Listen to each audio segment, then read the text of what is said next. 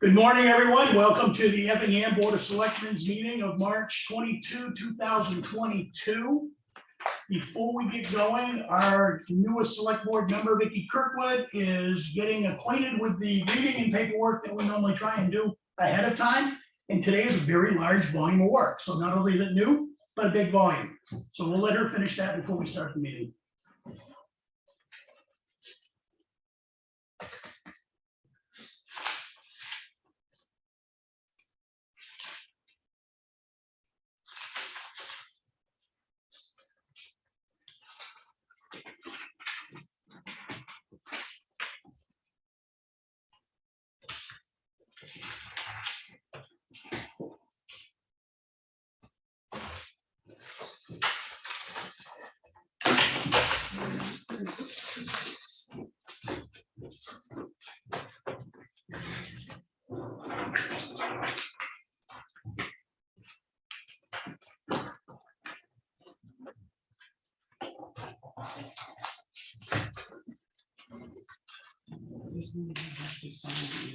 No, just that one manifest document on the back. It's only right there, on the very back. Oh.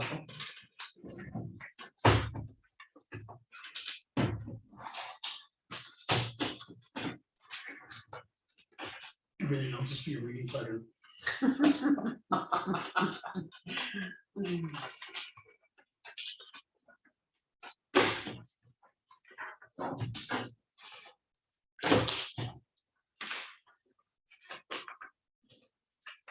All eyes on me, I bet.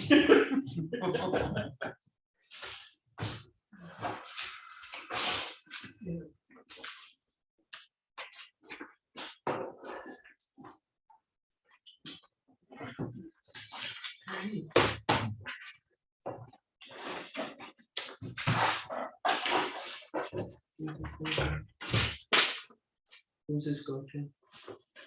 Right on the bottom. Okay. All right, folks, please join me in the pledge of allegiance. Pledge of allegiance. To the flag of the United States of America and to the republic for which it stands, one nation, under God, indivisible, with liberty and justice for all. Thank you. I will handle the first four items on the agenda this morning before we get into agenda 5, which is choosing a new select board chair. Under the approval column, I'll make a motion to approve the selectmen's minutes from March 15, 2022. I'll second that. All those in favor, for aye. Aye. Approval of the manifest dated March 24, 2022 in the amount of $344,665.52, of which about 188,000 plus was to the school district. Do I hear a second? Motion second. Good. Second up. All those in favor, full aye. Aye. Reviewing the mail folder this morning, there was a request for the town of Effingham to join the New Hampshire Citizens Class Action lawsuit on voting machines. Personally, I'm not in favor of doing anything with that because it's basically calling into question the election. So based from that standpoint, we can discuss it as a board, make a decision. I think we should. Charter Communications is doing a price reduction on 4 or 5 Russian channels that are typically anywhere from $10 a month to $15 a month. They're reducing those to 0 for the time being. And NRRA gave us a recent update on the glass and scrap metal. And as Lenny pointed out, we generate a lot more glass in our recovery, which is another good reason we separate it, because the glass costs us $36, a little bit more than $36 a ton to move. Our regular household waste is a little over $64 a ton to move. Had we not separated glass, we would be over $94 a ton for everything. So it makes a difference relative to how the whole thing is set up. The next item on the agenda is administrator comments.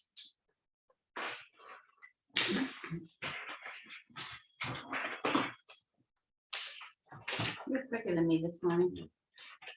Thank you. I followed through with sending HEB the contract extension and the Dawson letter of award. Some of the things that I worked on we'll be discussing later, the new rates for permitting. I think Rebecca's in at 11 and she'll go over them then. I went to the transfer station and fixed their cash register, although we do have an update to it. I just checked with Mark. We're going to, and I might be jumping ahead, we're going to need a public hearing if we change the permitting fees and the transfer station fees. So that'll be something that we want to schedule.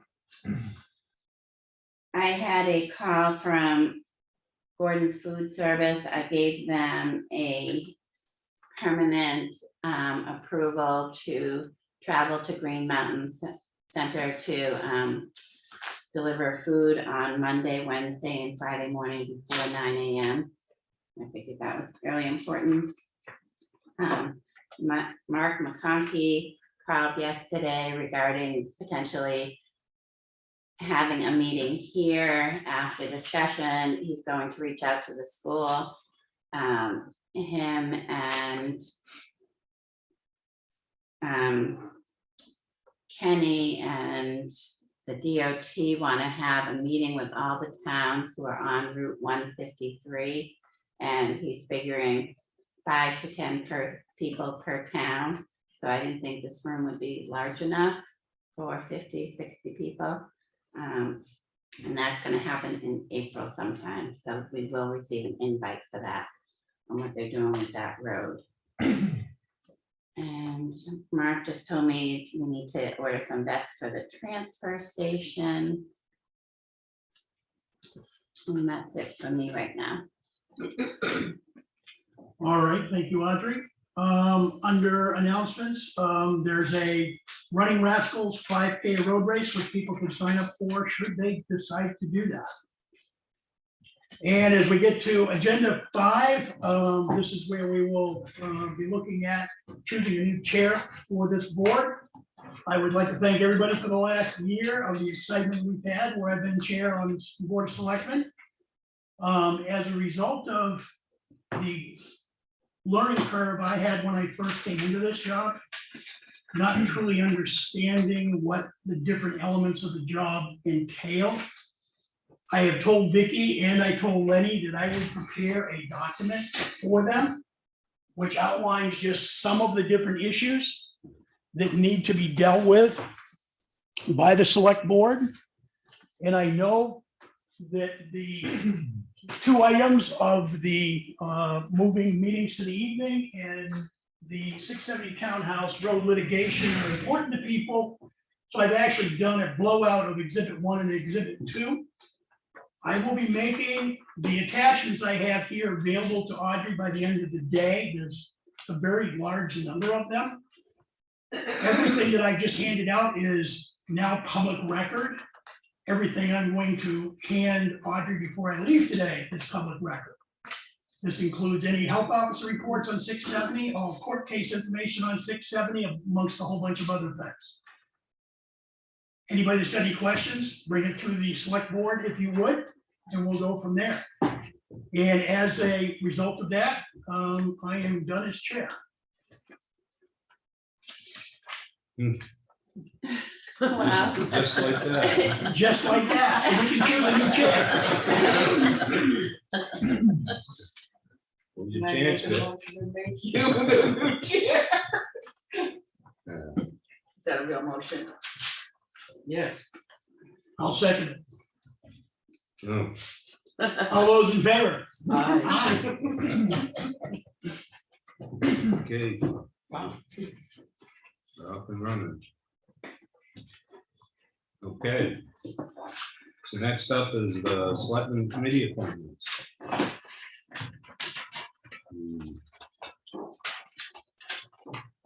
We had that all listed out. Right? Got it somewhere in this pile. Oh, there it is. The budget committee, first one. That was Tom had roads and bridges in the budget committee, and when he left, I took over, but if anybody, you want to do budget? Okay, The selectmen attend all the budget committee meetings anyway, but you'll be the leader. of The the rest, okay. yeah, you get to sit on the board and vote. You get to vote twice. Carroll County Broadband. You want to stay on that? I'll take that along with the communication district planning committee. There's two elements there. Okay, I'm sorry, the what? Communication district. planning Okay, committee. yeah. how about capital improvement? You want to stay on I'll that? stay on that one. Historic district. I'm on that now. I'll stay. Susan asked me if I'd stay. I don't know why, but she did. Historic town hall project. You can have that one if you want. Let's not fight this. That's your baby. Chuck. Okay. Planning board, I'm presently on that now. Anybody interested in it? No? What's going to last? Okay. So I'll stay there. Roads and bridges, that was Tom's. I took over that. So I have a question on that. So do roads and bridges are not only everything that's going on there, but the two big projects? Do you want to be leading the two big projects? Because part of it is going to be going after a grant application. You need to write a grant application for the Bailey Road one. Yeah, It's available. It needs to be done. So I'm willing to help on the Bailey Road one with the grant app okay, if you want. okay. Okay. Transfer station, I'm presently there. Take it. You want to take that? Vic? Yeah. Good luck for you guys. There's a woman in town. I'll see you next weekend. There's no better way to learn than just stand down there for 3 or 4 hours on a busy day. If I can stand So it, we'll see you next weekend. as long as it doesn't snow, I'll be there. You don't be there that long. Now you gotta go get your disposal license. No. Woodland Cemetery, that's not a selectman thing, so that's kind of it's a different, so, Gonna do that. yeah, I'll do that, but that's really not a selectman's duty, it's just a caretaker, what do they call it? Trustee. Sexton, No, we're all trustees, Yeah. so all selectmen and trustees. no, I said sexton, let me feel sexton. No, I think it's overseer or caretaker, whatever they call it. And so that's it.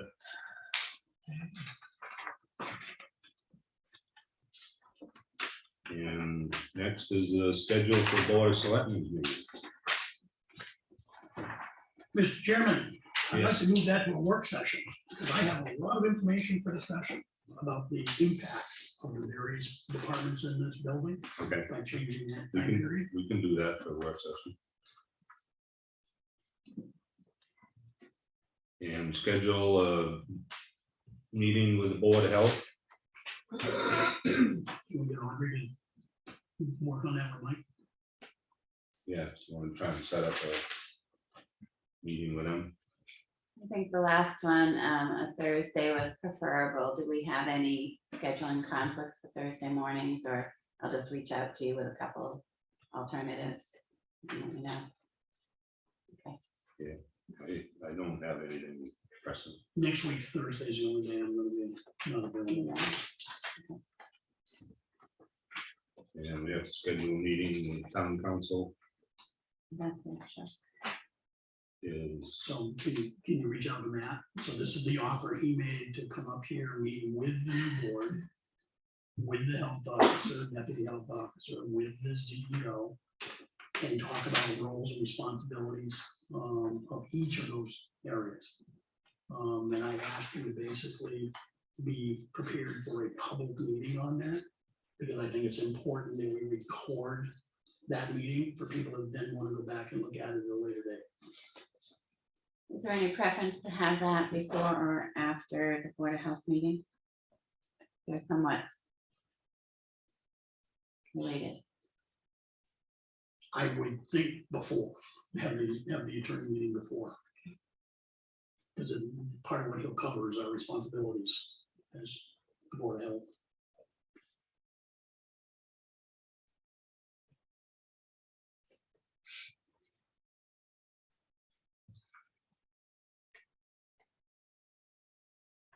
Okay. Mhm. Next up is easements for Bailey Road project. So Chris Fournier provided me the draft documents for the easements. And I sent them to, we need to send them to legal counsel, have him quickly review it with his office. Once it's done, then the select board will need to reach out to the two property owners and get signed signatures, so we can file them with the Carroll County. Okay. And Chris is coming today at 10. Chris is here at 10 o'clock, yes. So I'll send those to Matt.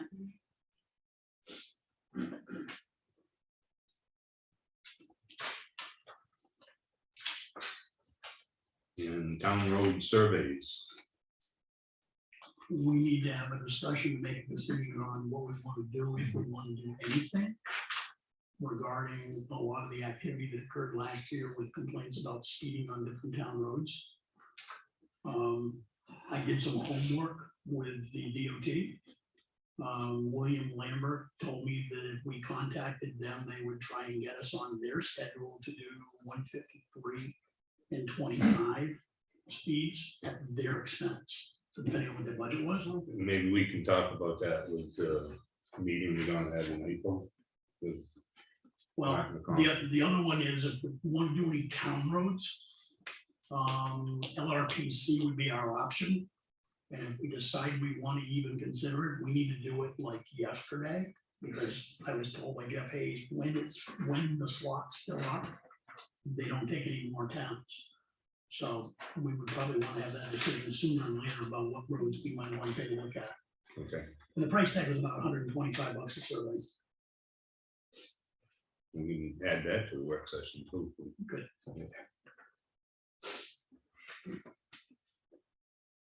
And the direct deposit discussion. I'd like to put that in that same work session with the Okay, board meetings because it's impacted. and the cemetery agreement. It was, we were just adding a sentence in there that family can do Ashes. cremations. Yeah. But it has to be witnessed by one of the cemetery trustees. For state law. So I will modify the, Yeah, just add it in as a, you all can review it and sign it next week. just have to add that. And we'll schedule. If Rebecca's coming in, we can do the 2 public hearings at the same time, right? Transfer Yeah. station, okay. That's the goal. All right, so we'll wait to hear from her for scheduling that. I'll talk to her. And the NHMA classes. You have a list of what's coming up, because now is the time when they. There's a lot Right. of stuff in March. Right, so you're already signed up for the right to know, right? So we had discussed getting a larger television here and then you can all watch them as a group. And there's the new, what's it called? It's the new office, new officials workshop. So Right. all the new selectmen and stuff that just got voted in, they take a full day class as well. And that should be like, right, And it's right not now. just selectmen, no, it's not just selectmen, it's all new public officials. right? So there's one, what the date is? I don't know off the top of my head, but both of them are, there's one in April, I think they're like end of March, beginning of April, they're right around the corner. there's one after for the towns that have March vote, so there's one like next Tuesday or beginning of April, and then there's one after May, mid-May. Both of them are Tuesdays and they're from 9 to 4. So you probably would want to adjust one of your meetings so people can attend that. And I would like to attend it again anyway, Okay. just as a refresher. And then if you wanted to sit in, so I will have those 2 dates and if it's 2 weeks from now, that would be easy to push out a meeting, otherwise we would shoot probably for the May one. 2 weeks from now would be easy to push out the date of the selectmen's. Oh, yeah, meeting. just change it to Wednesday or something. Okay. You know. All right, and then there was there also the road one, or was that a little bit later? It's a little bit later. So those were the two that were coming up. Yeah, and I had another one Mhm. on the list. Oh, what's the date of your 91A1? Do you remember? No. I know what it is. My receipt says. It doesn't say. So Tell me what I Tuesday, paid for it, and not when the meeting is. It's in April, it's in like April 25th or something, I think Deanna has them. it's April 5th, okay? I had the 5 and right. it's on a Tuesday. That's the new municipal manager. Local officials, Okay, and how about the right to know? okay. Is that all you need? Is the right to know on that one? The right to know is the 28th on a Thursday, 9 to 1. Thank you. Gotcha. So April 5th, that's, we'll have to move our meeting, Mhm. so the 6th. Unless you go to an evening meeting. Yeah. unless we go to- But we haven't decided that, because Chuck wants to talk about that at a work session. So I want to move April, I know, when can we set up a work session? Do we want to do it right after this one? This morning, do we want to? I'm good. Yeah, do you want it after, Yeah. after this, I yeah, just continue today, yeah, just continue the meeting. okay.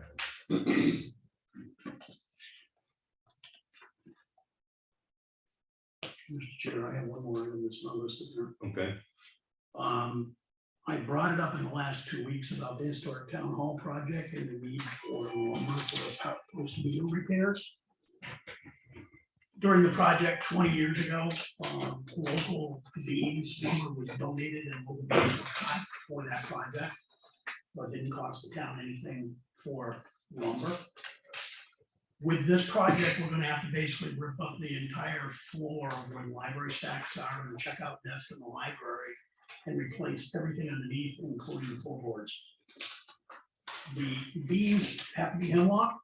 The joist can be hemlock or pine. And then we're gonna be looking at a new floor.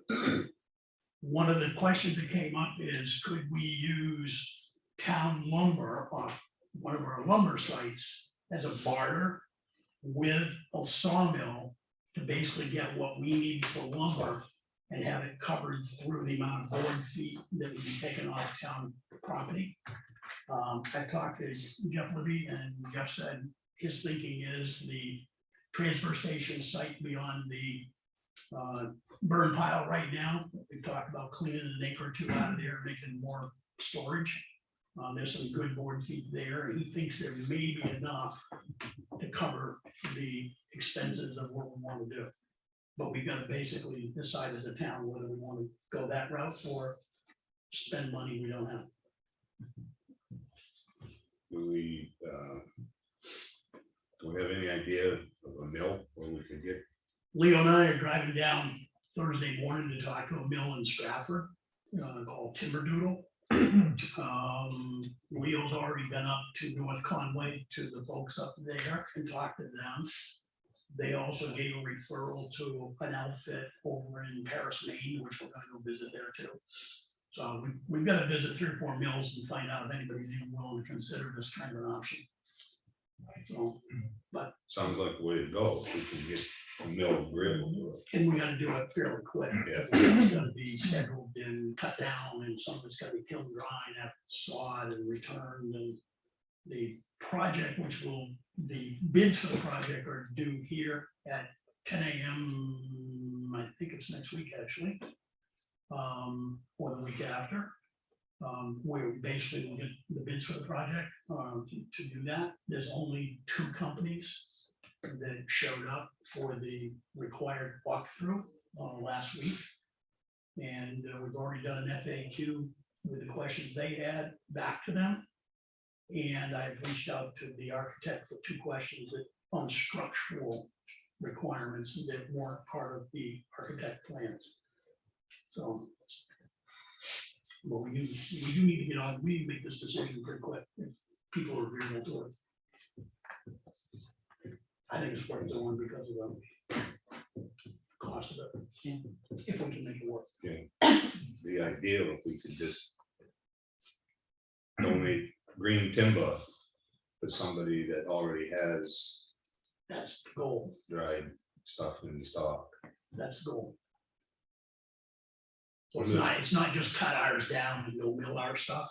It's basically cut the stuff we need. And then we will give you the equivalent board feet of all your costs. Yeah. You come and get it and take it down.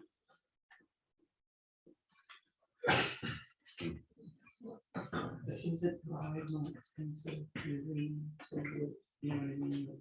It is, and there's one of the things we've learned in diving into this already and talking to one of the mills.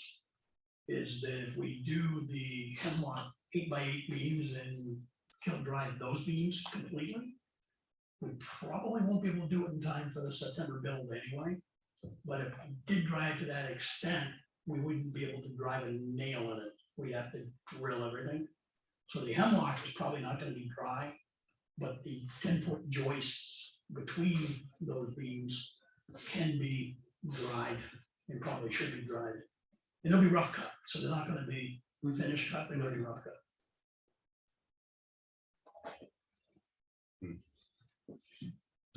Have you thought about Middleton lumber? And when I drove by them yesterday coming back from Stratford, I put them on my list. Yeah. I hadn't thought of it before yesterday. And we'll probably do that when we're on our way back from Stratford. Thursday morning, talking to them. No, the pre-deals. Well, it's closer. So is it agreeable that to use the town lumber Yeah. as a trade if we can do it? By all means. I would. Okay, thank you.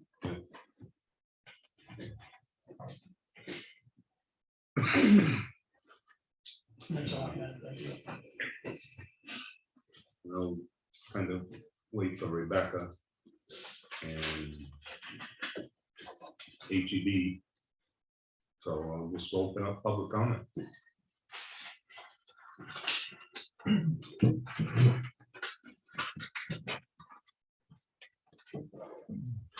Nobody? Speak up at once. Dave. Question. This meeting on, for the towns on 153, what was that about? Did you say? No, he didn't say specifically if it was related to improvement or speed or anything, he didn't say. They're just looking at that road and they wanted to discuss it with the towns, I guess maybe if we're having issues. You know, so it might involve that traffic study or, What was the guy's name that you or the? it was Mark McConkey, McConkey. Yeah. state rep. Does this have anything to do with the other project McConkey is No, interested in? On No. 153? No.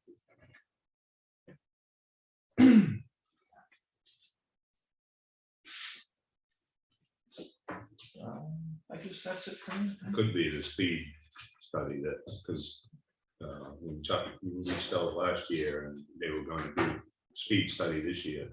What is- So maybe they're gonna do it all the way to Eaton, Conway, I don't know. What does McConkey have to do with? He's probably on the State transportation committee for the state. He's a state rep, so so maybe they're just gonna raise it to 45 like they did from Province Lake South. Mr. Lambert told me they didn't do that until they did their speed studies. Correct, but it could be to just let the towns know that this is what, I doubt they're gonna straighten it. So we don't know what it's about, No, is the answer.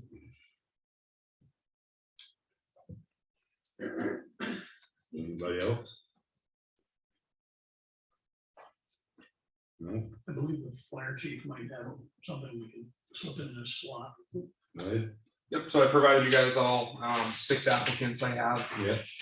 And a little blurb about each of them, but just looking for your approval to appoint them pending their criminal background and history return.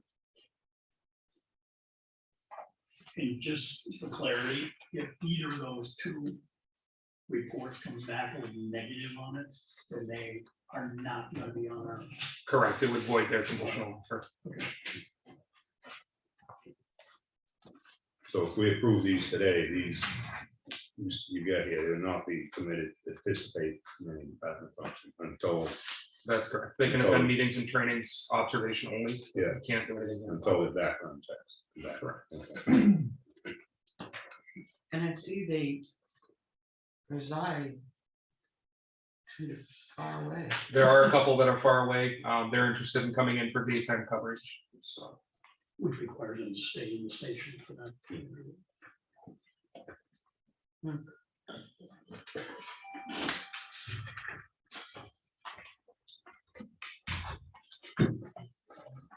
I see no reason not to approve them. You guys don't. Pending, Yeah, yeah, pending the- yeah. I'll make a motion to approve the 6 applicants as outlined on the document from the fire chief for becoming part of the Effingham Fire Department. I'll second that. All those in favor? Full right? Aye. Thank you.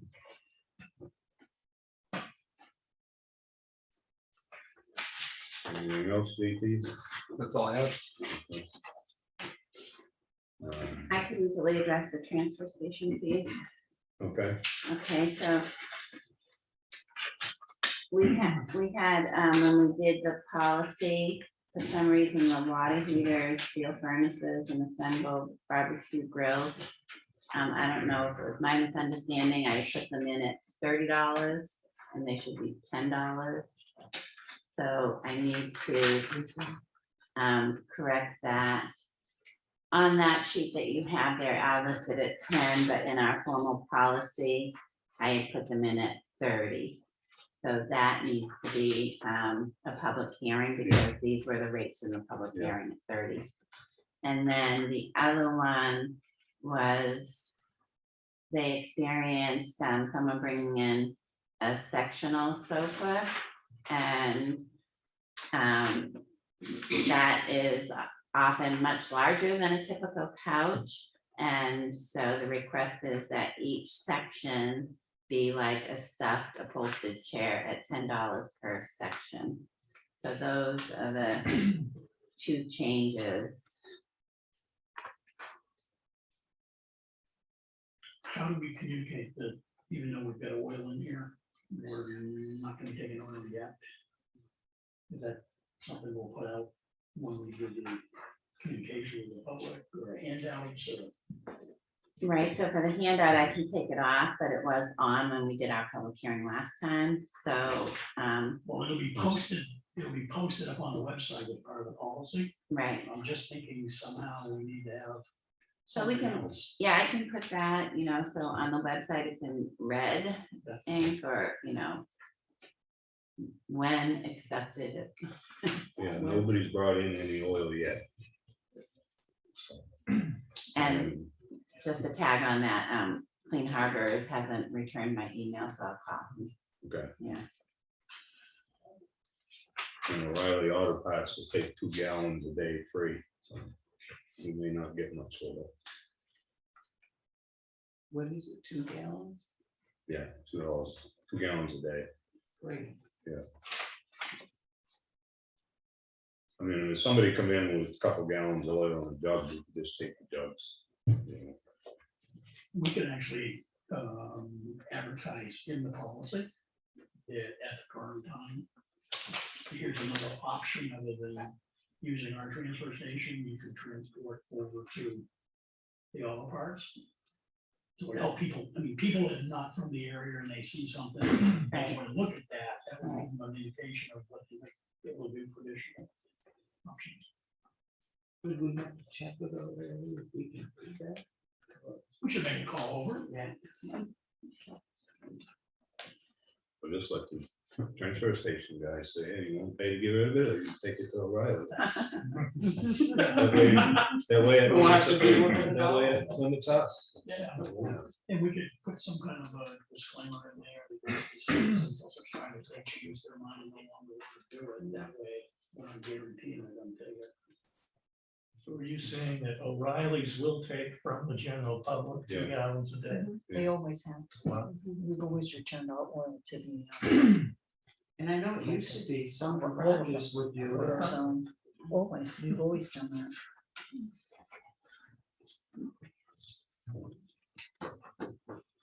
Anything else? Do we want to schedule the public hearing now? It has to be 10 days out of that, correct, Ellen? So that would be the 31st, and I know Rebecca would like her new fees to be applicable the 1st, so on Thursday, the 31st, if we could, I'll shoot then for multiple meetings or work session, but if we could have a public hearing that morning, that would be terrific. Okay. Vicki, do you know if you're available on the morning? Yeah. Which day was that again? Thursday, the 31st. No. Yeah, yes, I can do that. Me, I can't. I'm headed out of town. It's 7 in the morning. We can have it at 6. No, we can't. I'm okay with that, whatever you want to do. We passed midnight, so.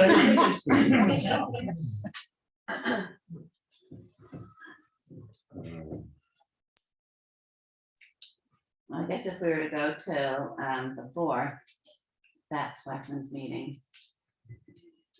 Yeah, we just won't be ready for Rebecca, but it's pretty close. Yeah, so whatever meeting is April 4th, whatever time that meeting is.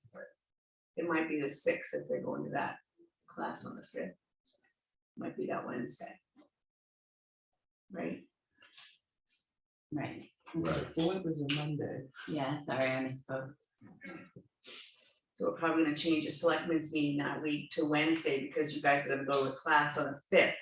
Depending on what time of day the meeting is, because we have to come Right. back to that. Okay. Right. Yeah. So, all right, so we'll do a public hearing at 2 meetings from now. Okay. Two board meetings from now, Okay. okay, 2 weeks. so that one's done.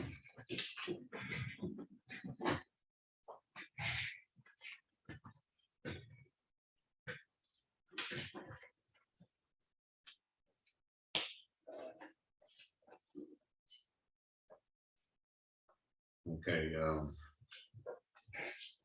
Mark said they moved the demo dumpsters at the transfer Yes. station. Do you want to call Kevin Cody? You want to I call will, up? call Imagine. Kevin, yeah, I made a note of that, Oh, okay, as he told me, yeah. okay.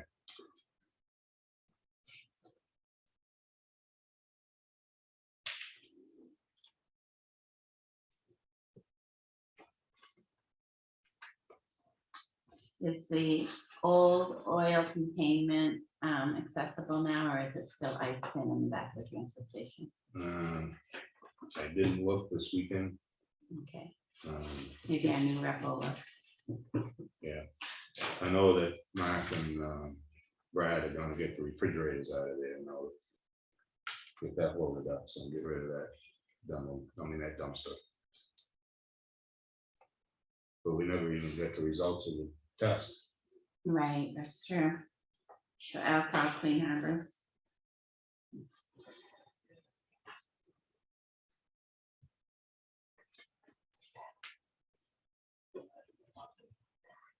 I got one thing for JP. Due to the price of fuel, if you can just make sure that trucks don't get idle and unnecessary. Absolutely.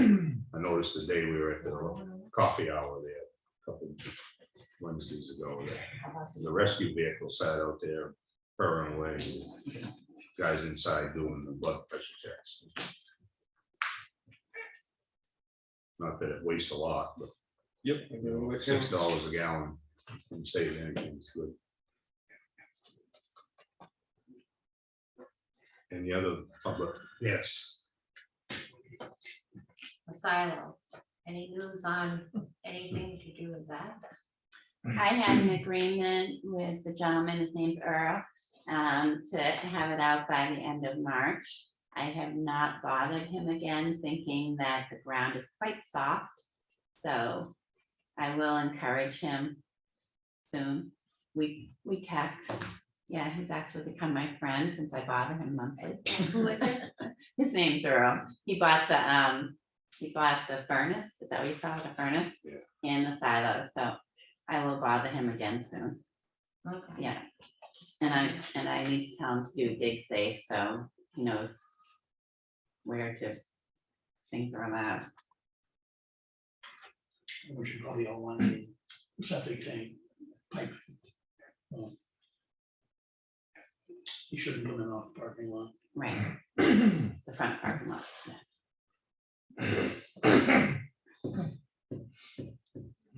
Is 20 minutes good to talk about the BOS meetings? You said you had a lot of input from other departments. For the session. Yep. Well, Go to I think- exhibit one. I think Vicki had, when were you thinking you wanted the meetings? This is your agenda writing. When you wanted the meetings. Well, I was looking for 5:30.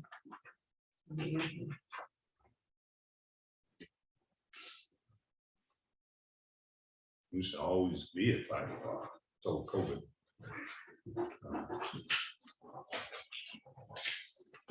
The only request I had was from the budget committee, said there was room that the meetings were going to change to evening, but just remember the budget hearing, budget committee at 6:30. And they really don't Will want be to, part of those. they really don't want to change their meeting nights if they have some out of it, because they always met Tuesday historically, so. 6 o'clock. What's that? 6. Oh, 6 o'clock, yeah. What did I say, 6:30? No, that's a different board. That's planning board. Yeah, one of the options too is during budget season, just to do daytime meetings for that time period. Then go back to nighttime meetings. Yeah, we can do that. We can do a couple night meetings a month and day meetings, a couple day meetings a month. Pick like the, I don't know, first and third is an evening meeting. First and third week. I don't know, it's up to you guys.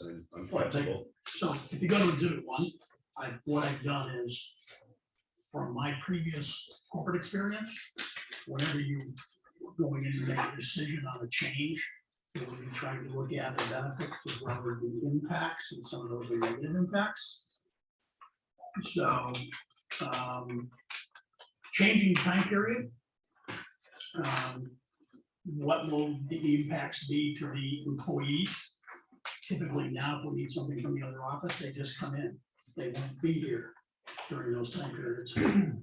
So using Audrey as an example, she'll have to change her schedule if she's going to sit in on the selectmen's meetings, because right now she's out of here in the afternoon, the way it is.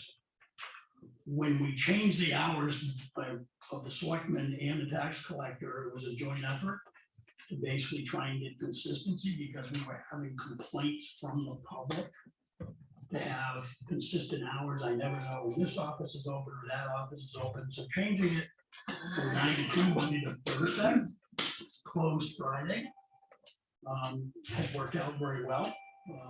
I've heard no comments negative since that was input. If it's a case where we're going to shift Audrey's hours, that will mean that she may end up with less productive time in the office and here during the daytime, because she's spending time in here at night. That's okay. The treasurer's duties, right now, we pass everything on Tuesday morning and the checks are available Thursday morning. If we do a Tuesday night, that means nothing's going to get approved till Wednesday night, which means checks aren't going to be available to Friday morning. And the office is closed on Fridays. So how did all this happen when it used to be at 5 o'clock? They changed, was it? We had all kinds of different hours and everything else at that point in time. So the goal was trying to make things a little bit more efficient. for the office as well as the public, with consistency as far as the publication, the information on when things are available. So part of the direct deposit discussion can overlap this, because if we do direct deposit for all employees, the Friday morning thing does not be an issue. Because it'll all be direct deposited Thursday night, be available Friday morning, so people will have their money. But when is payday? Isn't payday Thursday? It is, unless the treasurer can't get in here till Wednesday night, in which case you'll have to do everything Thursday, and nothing be ready Thursday morning. Well, I Because don't, the treasurer works a full. no, I time job. understand that, but if payday is Thursday, then we need to pay it, we need to change our payday. That's all Yeah. part of the discussion. Right. So it's like direct deposit's one part of it, payday is one part of it. I'm a little concerned if the treasurer, literally, we're moving everything, Right, To no, I another understand day. what you're saying, but it's gonna cause some issues on the other end. The other thing that comes into play is work sessions. So we have typically, when we needed to, like this morning, we've scheduled work sessions after the selectmen's meeting. I will tell you, based on my past history of night meetings, there is no way we're gonna have time after a meeting. I'm not interested in sitting here till 10, 11, 12 o'clock at night doing work sessions, which means those will then have to go to another day or another night, depending on what people want to go with. So from that standpoint, it's a lot less efficient, more time out, get it, signed up for it, willing to do it. Let's see what else.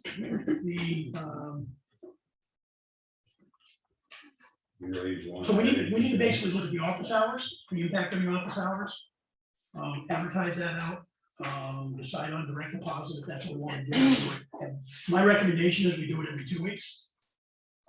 Get us to an every 2 week cycle. We're paying our bills that way now.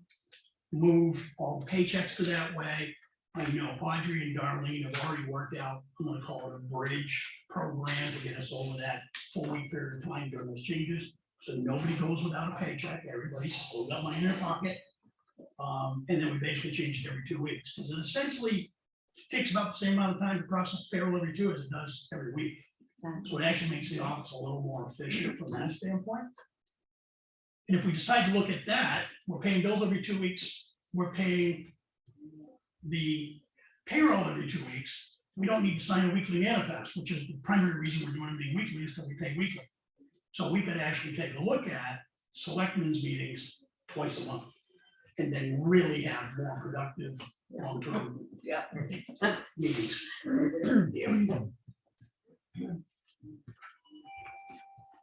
Can I speak? Sure. So I'll jump on immediately what you said, going every other week would actually, I think, be more beneficial to the town and what we could accomplish, because we spend every week, Monday is preparing for this. And often Mondays are my 9 or 10 hour day, because Darlene does the bookkeeping, gets everything in and the timesheets in.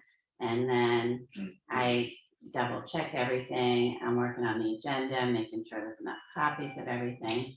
So going it every other week would free us up a significant amount of hours, you know, probably 20+ hours a week, a month, to be able to do other things, you know, like help pursue grants and really make sure we're on top of the budget and things that use our higher level skills, I'll say.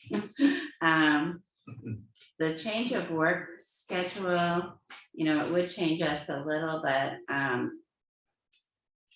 don't know if it would be that much. It would be more so for Darlene taking minutes, and on that, right now with Fridays out, we often come in Fridays because it's quiet and we can get things done. So we potentially could get those things done prior to Fridays and not be here Friday. So I'm not quite sure about the staff and the impact to us. I think it would be minimal. The treasurer is definitely the biggest, because I know she is not available Tuesday nights Wednesday nights. So that would be a big impact on her. So I think before a decision is made, we should talk to Elaine and get her thoughts on it. How will we cover minutes? Are you going to change your hours to evening hours? too? Oh, yeah, that's what's necessary. So maybe we're having a discussion with Deanna around Tuesday evenings and look at going back to the schedule that used to be here where their office is open at 6 or something like that. I don't think it's gonna work. No, I don't think she likes that idea. She sets her own hours. So- Yeah. So if she keeps her hours the way they are, we change our hours, we're back to the adding confusion. What to everybody people would on the like, office right. open. I think we should have a little more discussion on this topic before we. All I want to do is just try to make sure we No, look at everything. It's good to get the seeds out there in everyone's mind, though, at Right. least to start this. We have done, one of the things Chuck touched on is the direct deposit discussion, and that is very easy to set up at the bank, and Darlene reached out to the Department of Labor. It does not require every employee to go to direct deposit, so if we have 2 employees who don't want to, that's fine, they will still get a live check.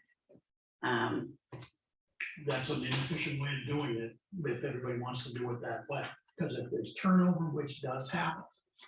If you're not here processing that, and you're not sure how to process that, then I don't want any issues with anybody getting paycheck. That's one thing that we will make sure that we're cross-trained on that. We cannot go not cross-trained on that.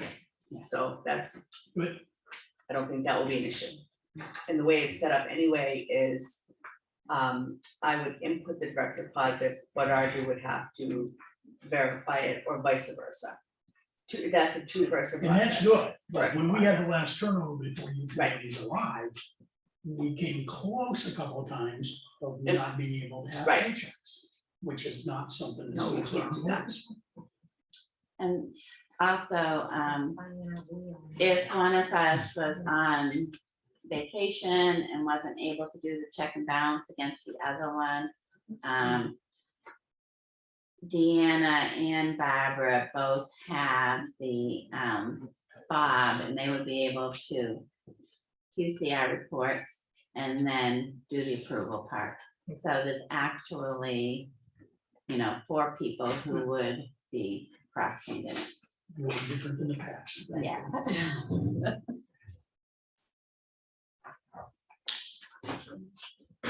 I think there might be a question.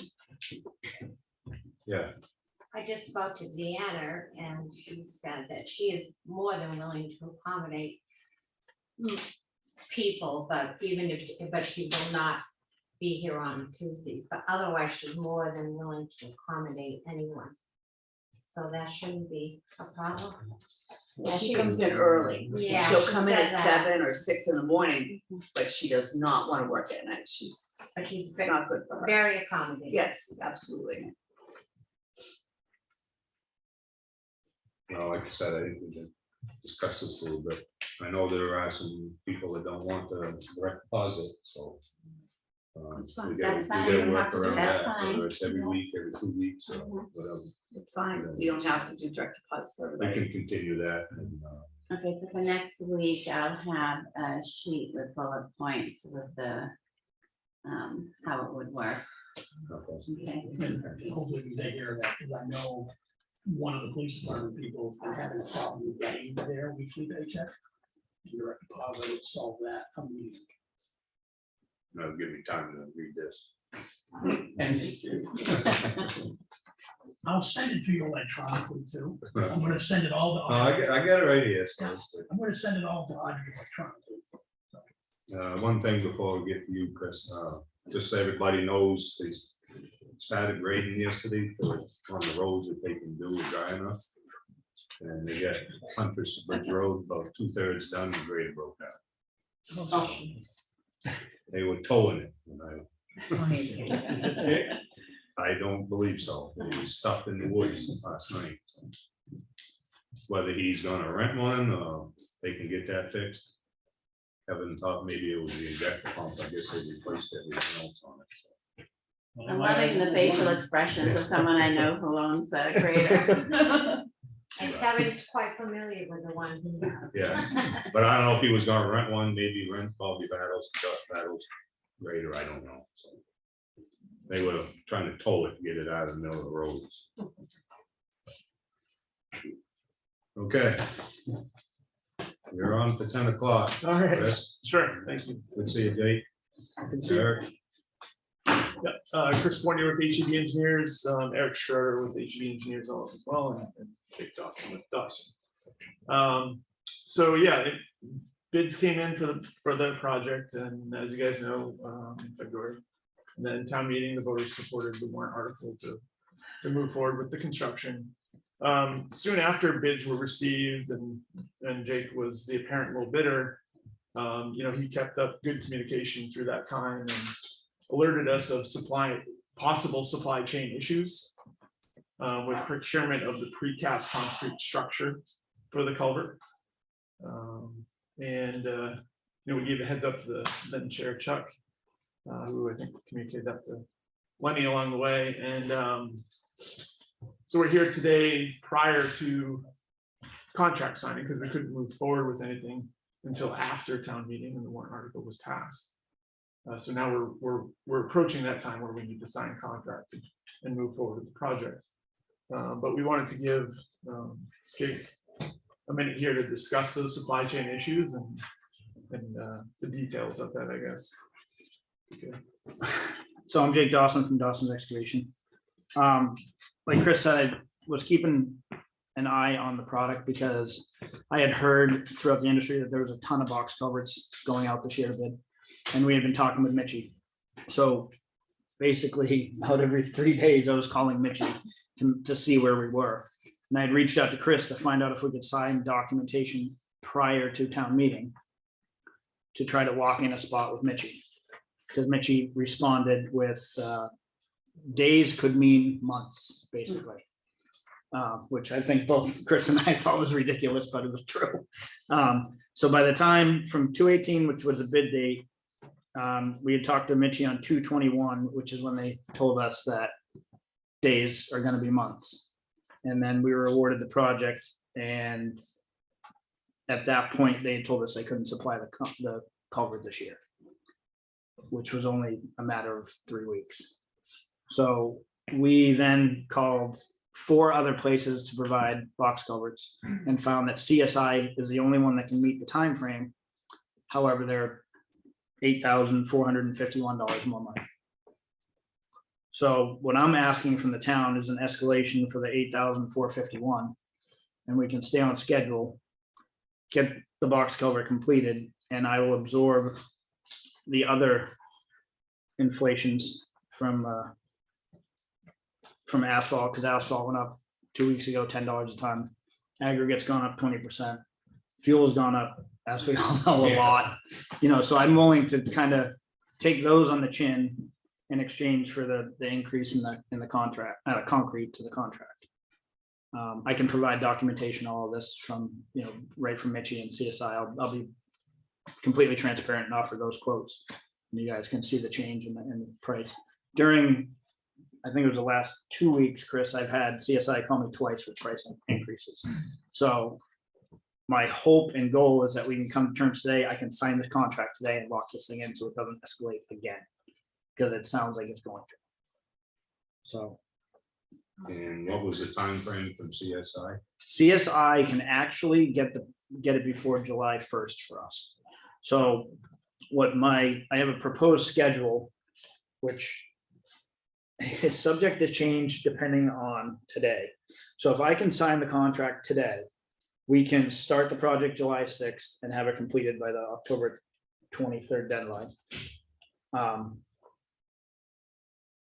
I say that with hopefully, if we, we need to sign this contract with them ASAP to make sure that that happens.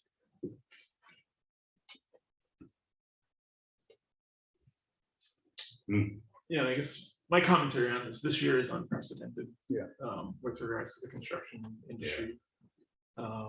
Sort of pent up demand from previous years. Federal money. The addition of federal money, which is causing, yeah, I think you mentioned it was Maine DOT that put a lot of box cover projects out. Yep. And they don't have that problem of, waiting for town meeting, not problem, but that check and balance of waiting for town meeting. They're able to move more adeptly on their fiscal year.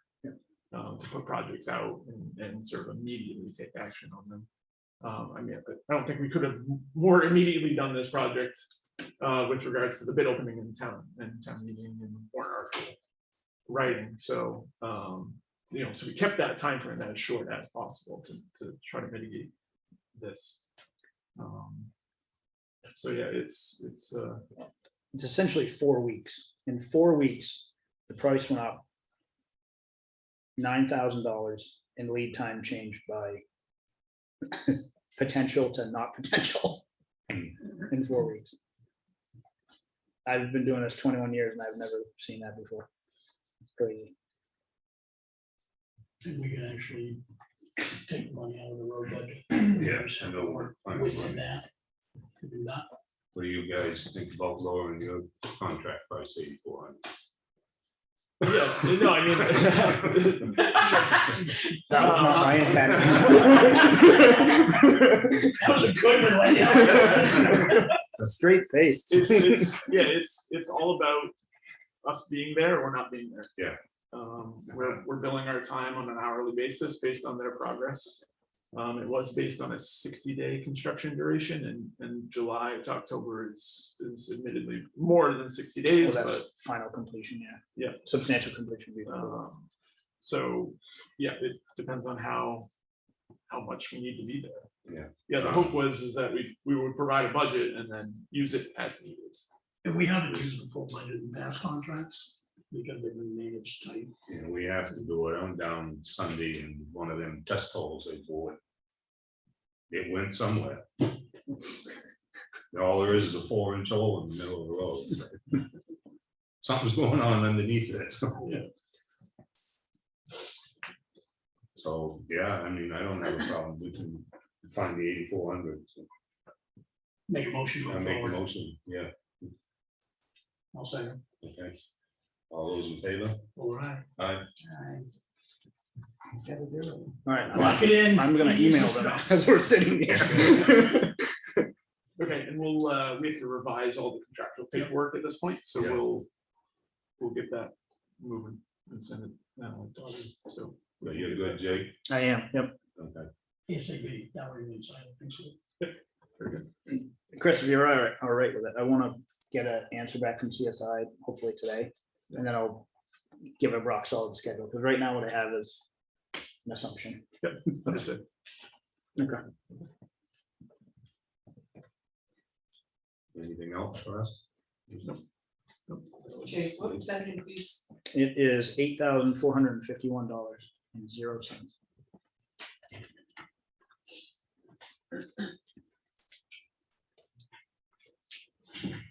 Thank you. Well, hopefully they can stay on the lead time July 1st. Good to go. So, And you had a conversation with Power Company? I did. Yeah. Yep. Yeah, I talked to Brad on. Yep. On that too, so, I think we can work around it. yeah, I got a couple ideas. So, probably when you get the crane in there, though, you probably want to kill it. Yep. We thought that was the best, planned out, which is the best way to go. I agree. Yeah. We'll just get them out of the way and not worry about it. Because that, the 10-foot OSHA setback is gonna be challenging. Yeah. So. We'll get it. So, Just dirt and concrete. yeah. Chris, the easements you sent down, 5 years, gonna send those over to the law firm. Linda?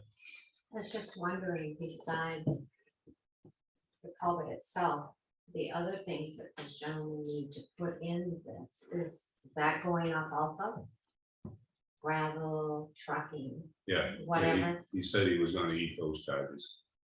I didn't hear that. Yeah, we're Good to gonna, know. we're gonna absorb that part of it. We planned for some of that. So Okay. we'll absorb that part of it. Anything else? You must have something, Lawrence. Yeah, I do.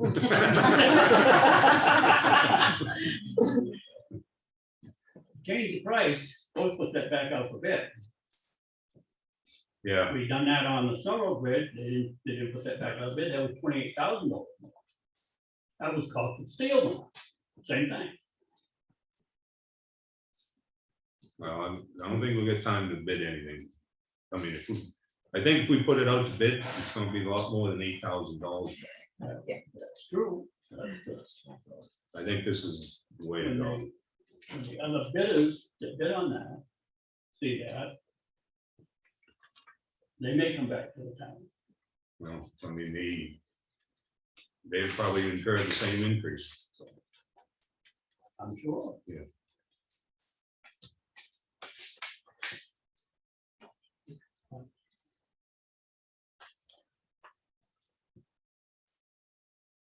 Anything else, Bernie? Us, you guys? No, okay, I'm good.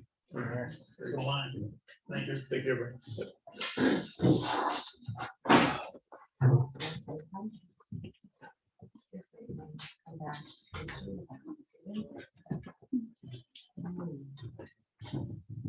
Hopefully they don't know it. There was a request for a non-public. You check your that on your, You want to do that now before Rebecca comes in? Okay. Make a motion to do the non-public.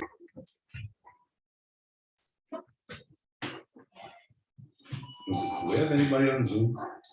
The office, The that's it. Do they know to come in? yeah, they do, I open the door.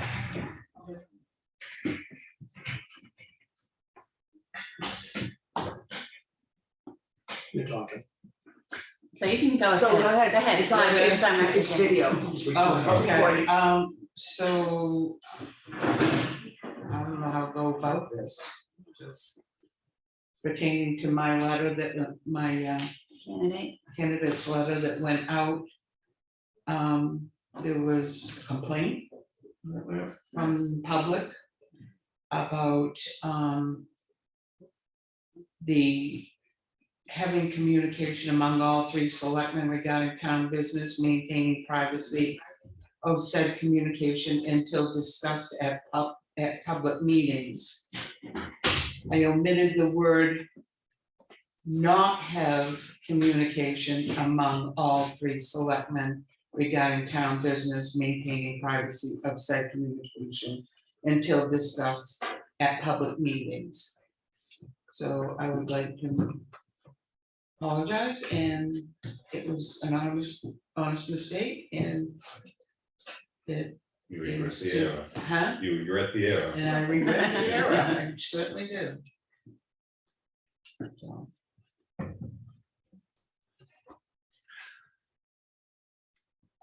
You said Rebecca's coming at 11. yeah, we had scheduled HEB from 10 to 11, we gave them an hour on the agenda. So, one of the things that I had, thought we want to address once we decide when the board meetings are going to be, is the board and, staff providing information in the selectmen's procedures. There's a form in there that's request an appointment with the selectmen so that you all have information between each other from other people prior to walking in here. So for example, if JT had provided us that information on Friday, you would have been able to have more consideration of what you were looking at. So I I know actually had that in one of my list items. to reinstate that. Well, we need to review that kind of annually, make sure it's still appropriate, do we want to make any changes, whatever. I kind of had it on my list for the next couple of meetings, so let's just review that together. Okay, so Make sure yeah, I like everything is that. the way we want it. I'll put it on for next week. We just do it now. I don't have copies of it in my hand. Do you want me- Oh, do you want me to sorry. read it I out? want to review it. I Yeah. haven't read it for. That's the whole point of what. Yeah. 45 minutes to kill. All right, so.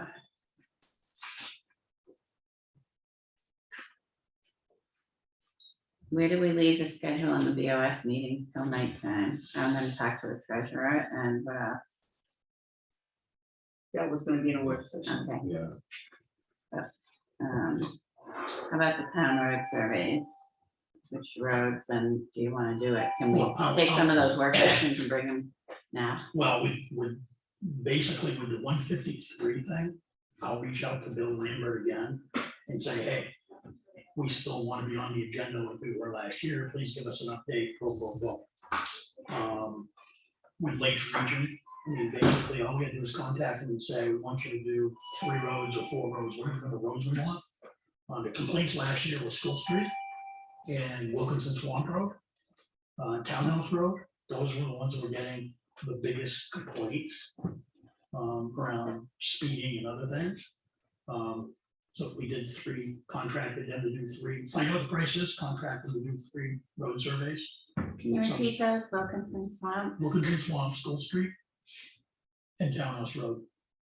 And on Townhouse Road, they'll probably want to put a couple of them in there. I know Green Mountain Road had also been a complaint. But I think with some of the patrol we've been doing out there, that some of that is coming down. a little Plantation bit. Road has been a complaint. That, another complaint too? Yeah. Okay. These all Who's the biggest speeding? offender of speeding on Plantation Road? Is this a Sockopee school bus driver? She was by the house, guys. Yeah, 153, she goes flying by. Yeah, when I checked with them last year, it was like 120 or $125 a test with all, and then they provide all the analysis of what was there. And if we did 10 or more, it dropped it like $20 a test. So if we decided we wanted to do 2 on Green Mountain, 2 on Townhouse, and School Street, and Wilkinson, and Plantation, we can do that. What was clear from my discussions with Bill Lambert was if we're in a position where we want to look at reducing speeds on some of the town roads. Because the RSA right now says 35 miles per hour. Unless posted, and there's a number of postings in town, or partial postings that are just on one end of the road that are less than that, 25, 30, whatever. If we decided we wanted to take like School Street and say nothing over 30, without a basis to do that, we could be challenged in court. So that's why Mr. Lambert recommended we do some kind of a study, so at least to say, hey, we looked at it. And here are the hours of the day, here are the volume of speed, do we increase it or not, but then we can make a decision on those different roads. Sometimes I see Elm Street on the, Oh. the volume of traffic. That's another one, I mean, this is space vector, they will keep it cruising along. Yeah. So I mean, I think we could easily find enough roads to do 10 tests, a couple of more, a couple of different roads. So $1,000, $1,200, whatever that might Do be. you want me to reach out to LFPC? Jeff Hayes. Hayes? Hayes, Hayes, he's the executive over there. He just referenced the discussion I had with him last fall. UNH doesn't do something like that? They do for price tag, Oh, they do. yeah, they do some around. And Jeff was telling me about that, so the one that was on Lord's Hill, on 153 a year or 2 ago, something the last couple of years. That was coordinated with RFC, but UNH actually did the work. So the work was done through PC. Yeah, I know some of that summer school do a lot of the road studies and speed studies. And in charge, you know? I don't think they did back then, they probably do now. I think it was part of their summer course. Engineering students, and whatever. I can't go into Rebecca's report, but I could do an overview of the fees for you. That might Yeah, be helpful. we're giving stuff away. Yeah, so. Rebecca had some reasons. The fees have been the same for 15 years. The graduate fee schedule is more equitable. Of course, the administration costs have gone up. Large and non-residential projects take more time to review and process. Campsites are limited, and these are campsites in campgrounds to 640 square foot total coverage. Having a single fee simplifies the administration, so that's why campsites are separate. And I believe our fee was $30, is that correct, Ellen? Yeah, it was $30 for everything. Yeah. So I went out to, you see 5 different towns' websites and tried to come up with what they charge in comparison. And they can do square footage because they have building inspectors. Effingham can have fees, but because we can't really substantiate them on square footage and values and things like that, we don't have that expertise in-house, then David, the assessing technician, and Rebecca and I talked about it. And this is the list that we came up with. Right now, extensions spelled wrong. Extensions, there wasn't a fee at all. And then after extensions, so if you have questions about them, I can read them out loud for the public. Non-residential and multifamily, they're recommending $150 permit fee. Over 1,000 square feet, $150. 200 to 1,000, $100.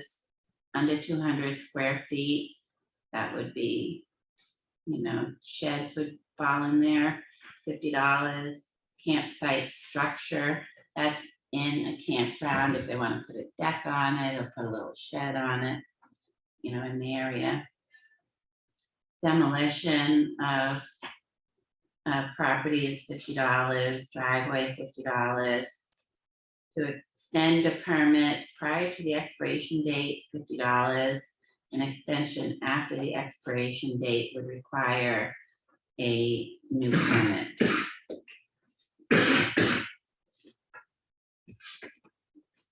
Questions? These are a little low compared to some of the other towns, but it gets us much more into the ballpark where we should be.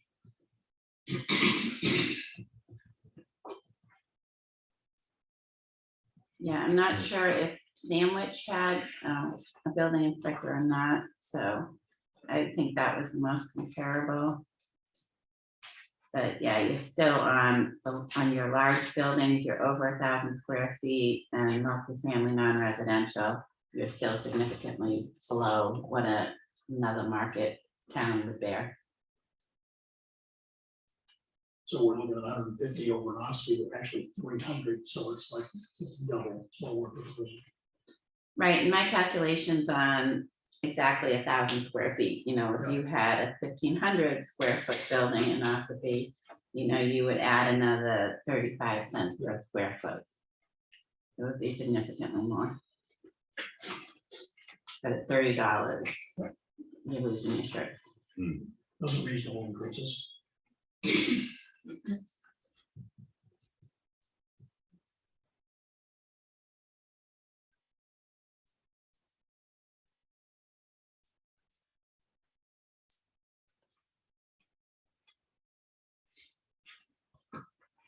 And we'd have a right to waive these fees, correct? Right, so a couple weeks ago, you, Mentioned if somebody got burnt out and they wanted to rebuild, right, we could waive the fee for the building permit. you always have that prerogative, I believe. Yeah. Mhm. We just, when we decide to do something like that, just realize from that point forward, that's the policy. Yeah. And that's, And it's, that example you used of the burnout, I think was a good one, yeah, I'd waive that. For demolition.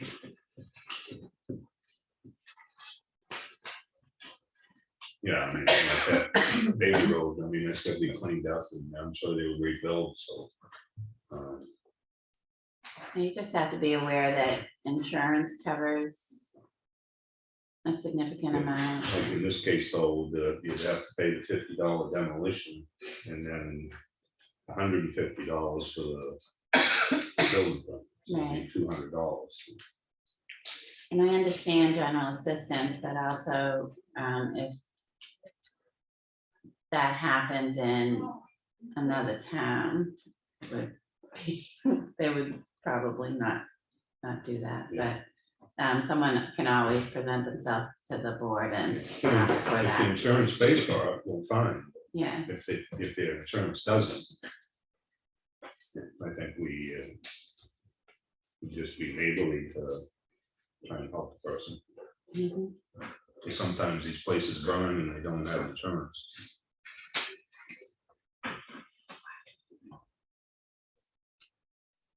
I'm just questioning something in my head, so the 200 to 1,000 square feet for $100. We I had, it said over 500, and I said, well, what happens between 200 and 500? So that's how she reworded it. What are you thinking? I'm thinking 75.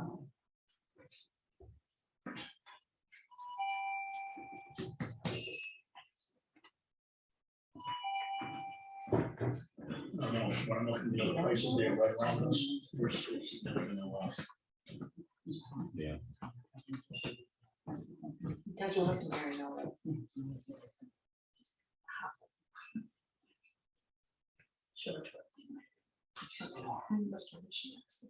Well, I think the prices are good to go to a public hearing. But let it change there. People, they would not They change. made your feedback. Yeah. Do we need a motion on this one? What was that? Excuse me, we're in. I'm sorry. Do we need a motion for these to go to public hearing to accept these rates? No, so you'll do that. They'll accept them in the public hearing. Okay, So we can schedule a public hearing for the, we agreed we'd do it at the, well, 2 weeks. 2 weeks. Yeah. Yeah. Okay.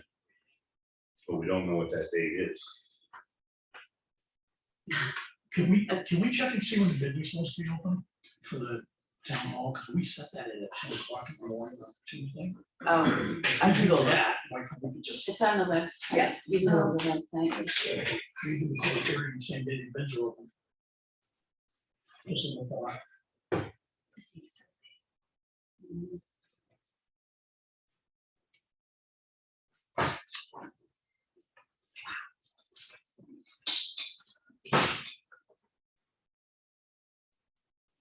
You know, we just said 2 weeks, that we didn't know if we're gonna meet during the day, and we still don't. Well, if we have it posted that we're going to open bids, we wouldn't be able to change that Right. this meeting. Right. Yeah. We may want to have an abbreviated meeting so you can jump into the new manager workshop. You know, you could do a public hearing, approve the manifest, and open bids within 20 minutes. And then jump into the workshop. That's a little fast, but that's what they need tomorrow. Is that an off week with bills? No, darn. We can move the meeting up. Because, so the bid is posted the 5th. I don't remember. If it's I know we talked about changing the date that went out in the. and I don't have the updated date in my written So down. they're due on the 4th, so we were gonna open them on the 5th. Tuesday the 5th. Yeah, at 9 AM. So if you were to reschedule that BOS meeting, have a public hearing at 8:30, approve some stuff, open your bids, you could jump into the workshop pretty quick. So you, On the 5th. So just change the time instead of the day.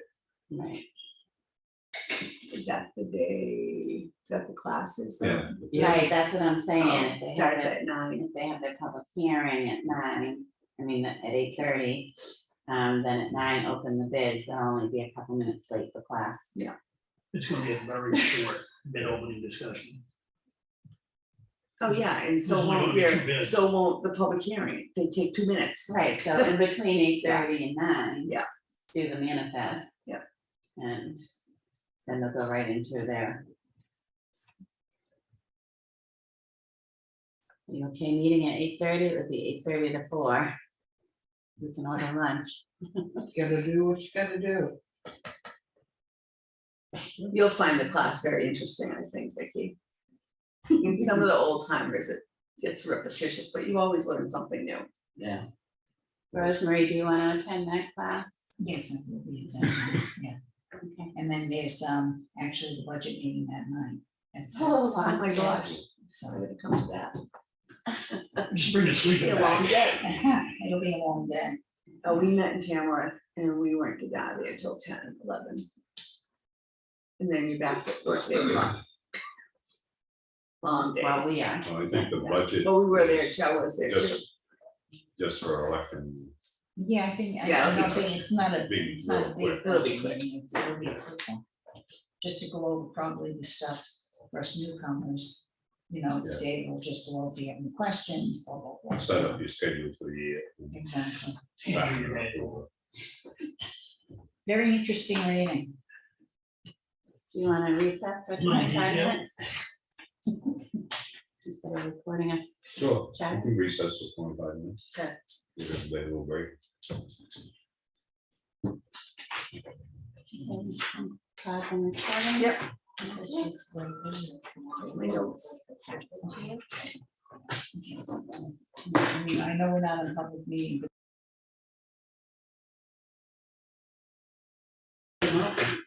Well, no, it's like,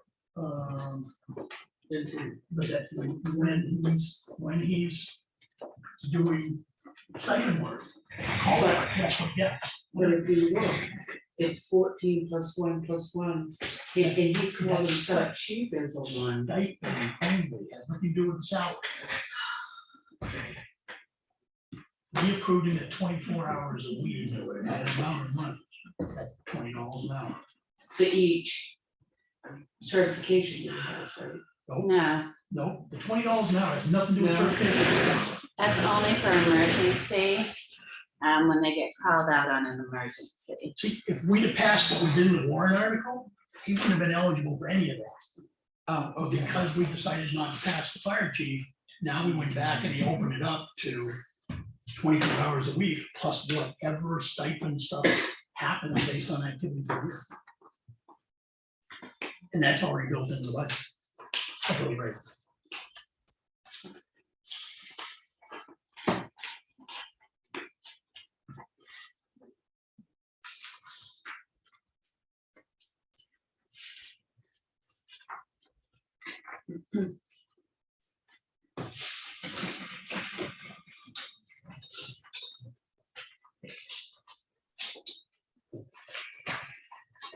Is that 6,447? Yeah. Okay. So when it was originally calculated, because we knew we were gonna be working 2 day shift, it's the $15.97 an hour, which was the day rate, the difference between that and $20 an hour. That's what that six grand is there, and the $4 hours was basically just part of the whole compensation package, so the $4 is built in that 6,000. The thing is not the stipend money, stipend money, that was a stipend line item. Right.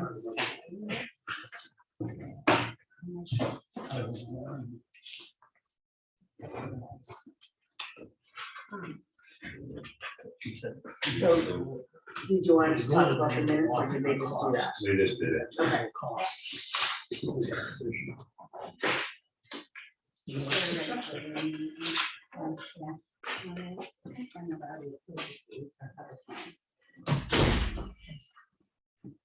Oh, Rebecca, Hey, haven't got much reference material in front of me since I haven't got out of the office yet, but I'm here. Let me turn off my phone.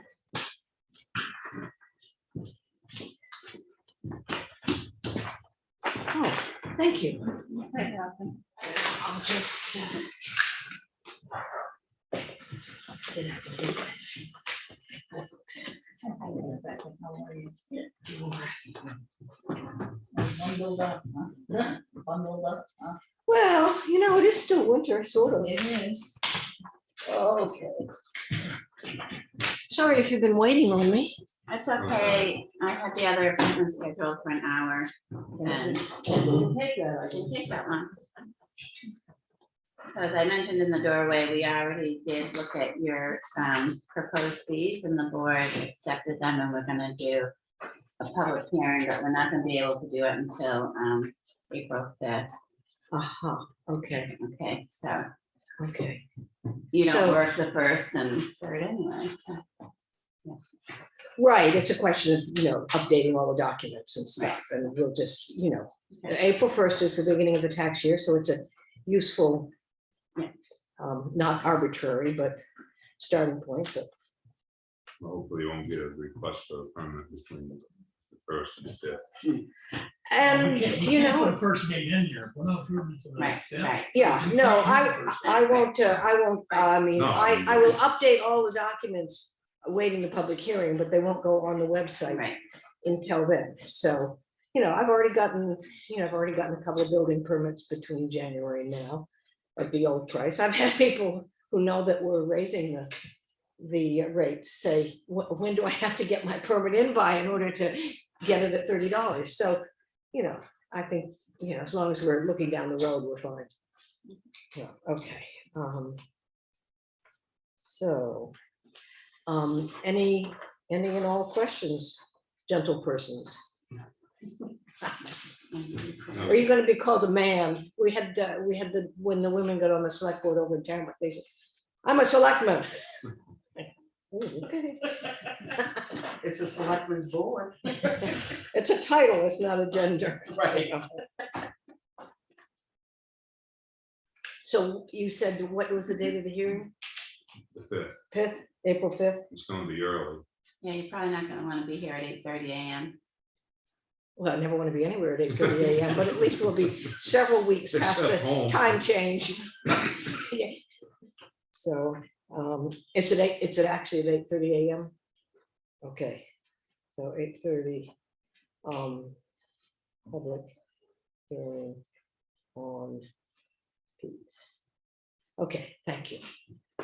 All right, so you have my report. Questions, concerns? I know we're practically into where I would be doing the report for the month of March. So, you know, I can.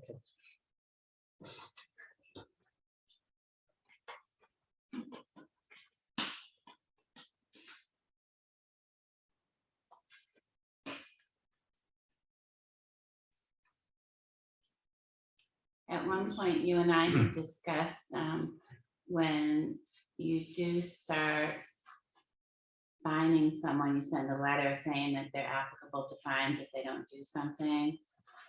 We had talked about starting to send out those invoices. Right, those were a couple of things that I was concerned about, you know, that are sort of outside the report. One was, since the town meeting approved the budget for me to have a second person to take up some of the load, moving forward with that.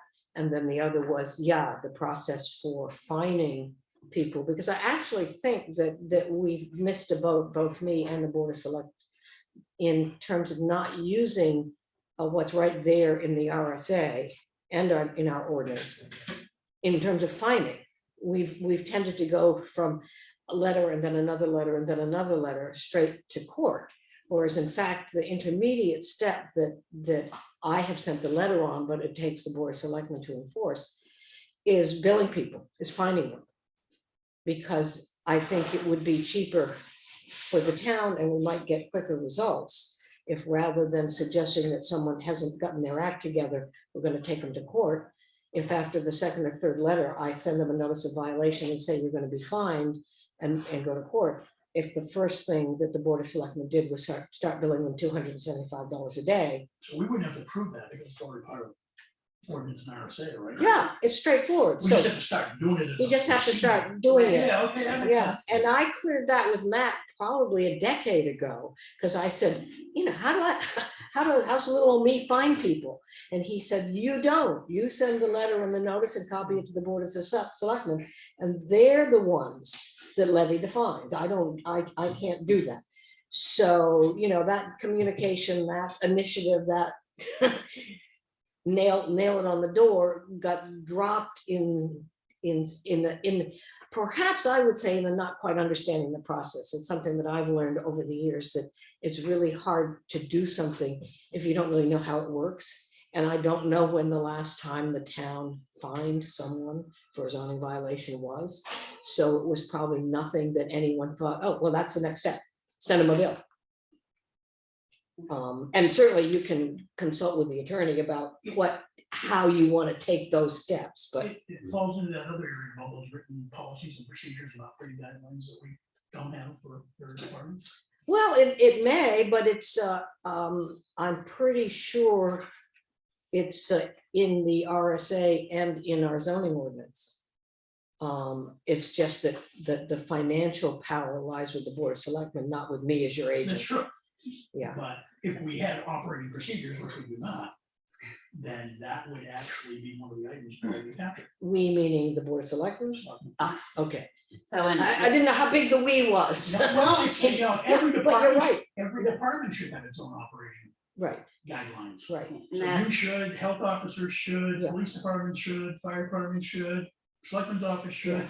Yeah, I've got it in bits and pieces, but it's in separate documents having to do with when you different sent out parts. your last letter and I saw the fines in it, I said, how does this happen? How does the town collect them? Because if residents or offenders are only getting these letters and they never get a bill, then the town's gonna be known that they're not serious, right?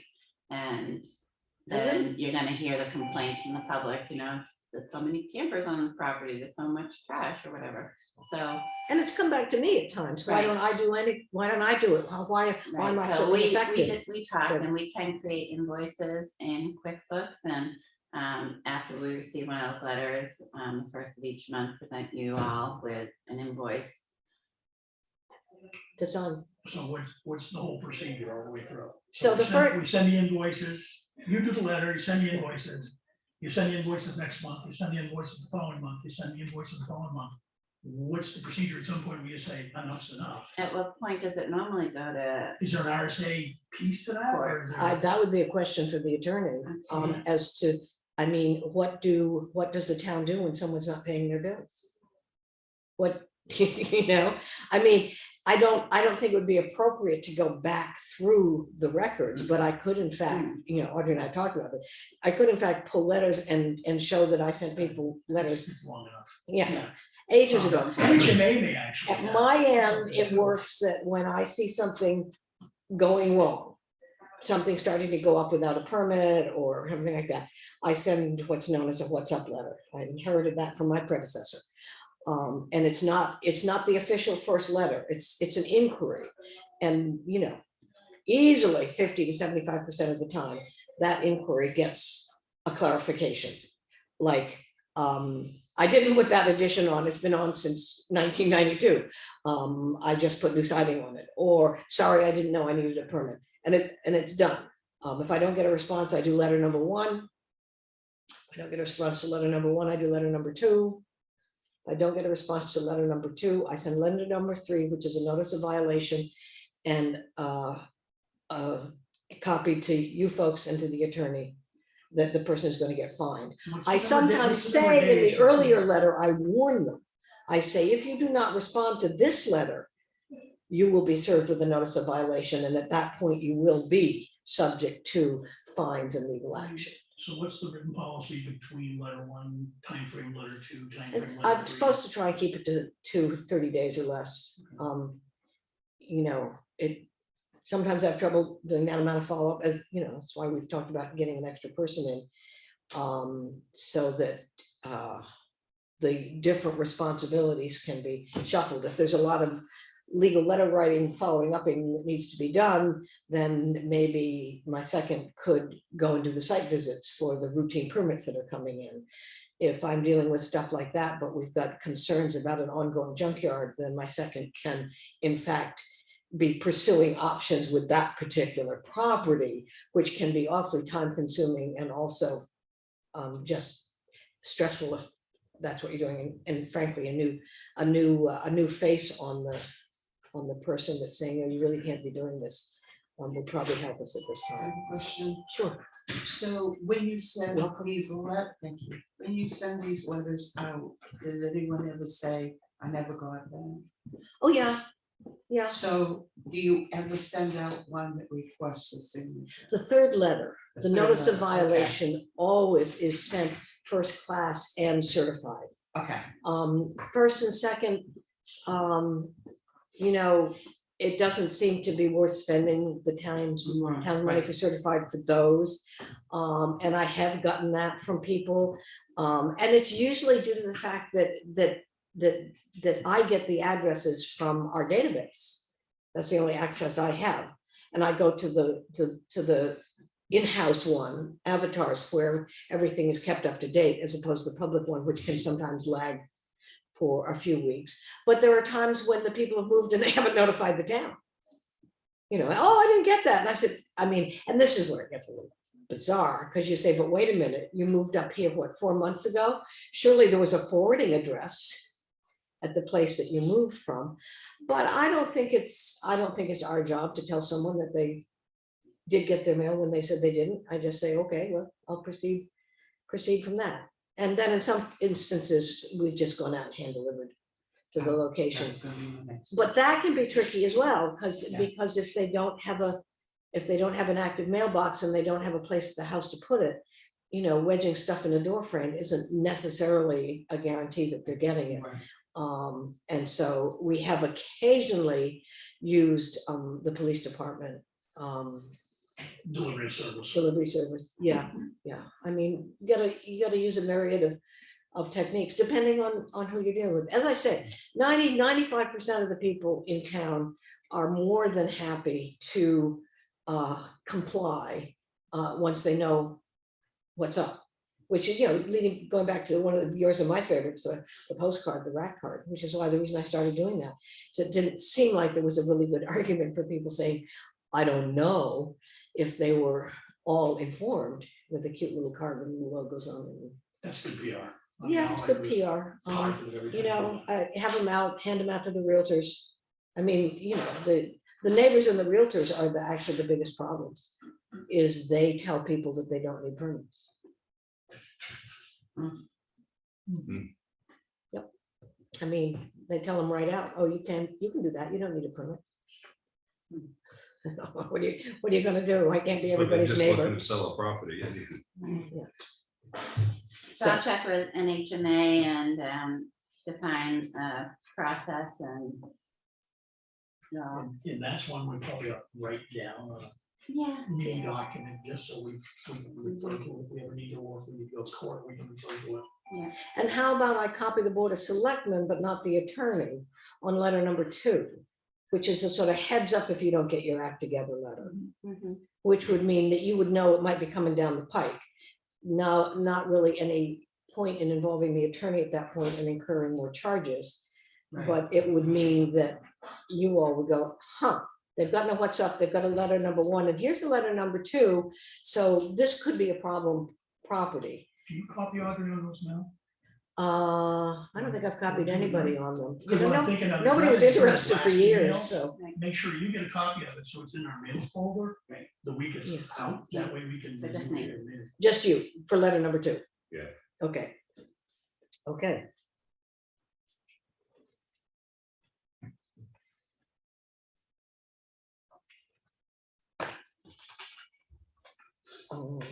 Any specific, just before we get too far off on too many things, any specific questions about any of the particular properties? And you can identify them just by map and lot if we want to, if we want to be semi-private about it, since we're in The open very session.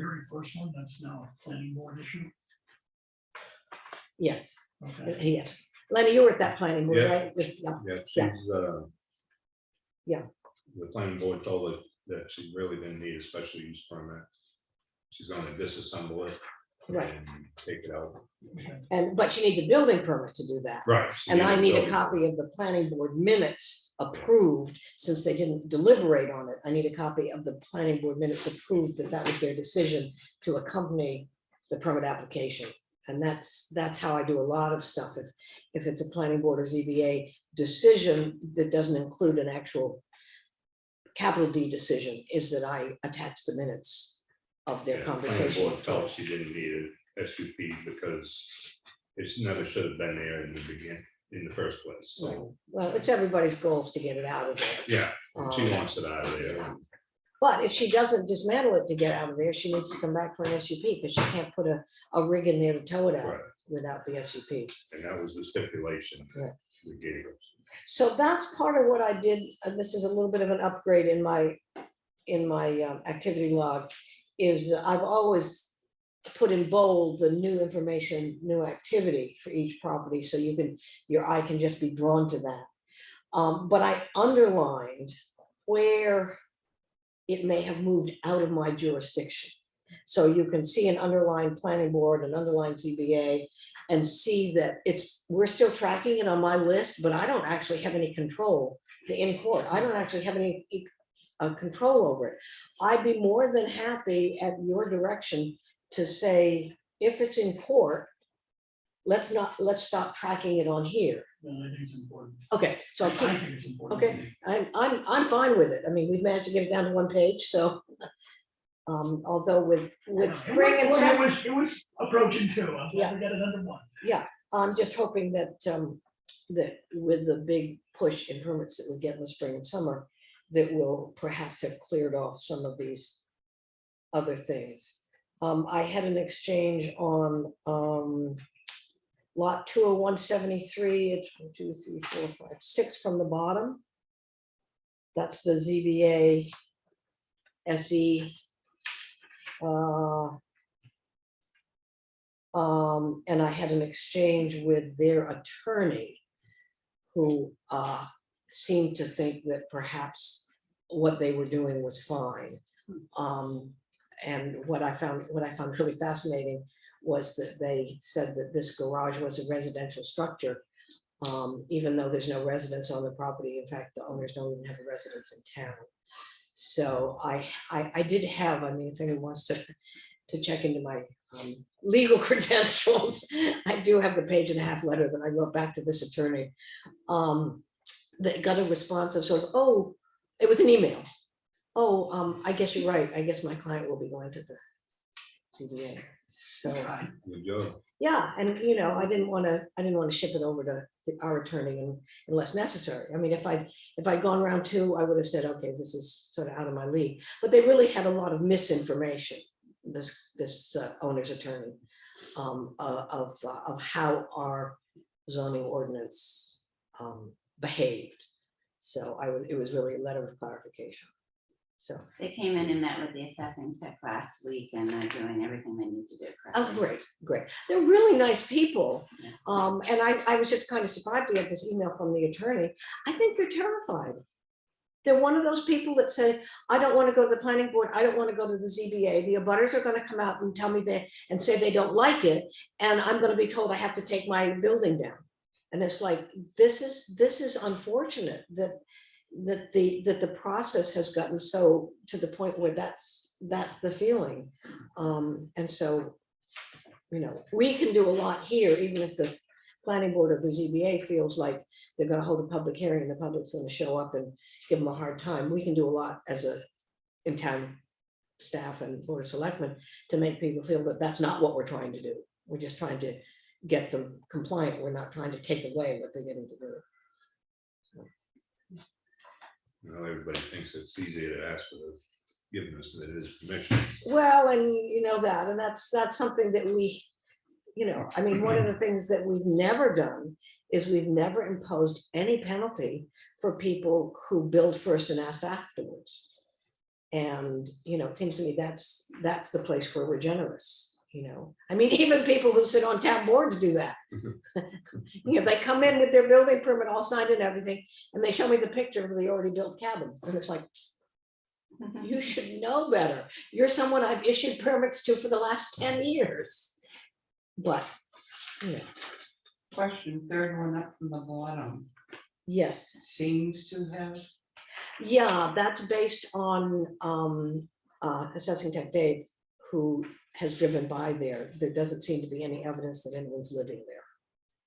So it looked like it the other day when I go by. Well, see, you know, obviously his stuff's still there. their right? stuff, Yeah. I mean, here's the tricky thing about RVs, even if it's an RV location that has a bad history that we're struggling with, is that the way our zoning ordinance is written, you can actually park 1 or 2 RVs on your property without a permit, without anything else, same as you can park a car there or a boat trailer or anything.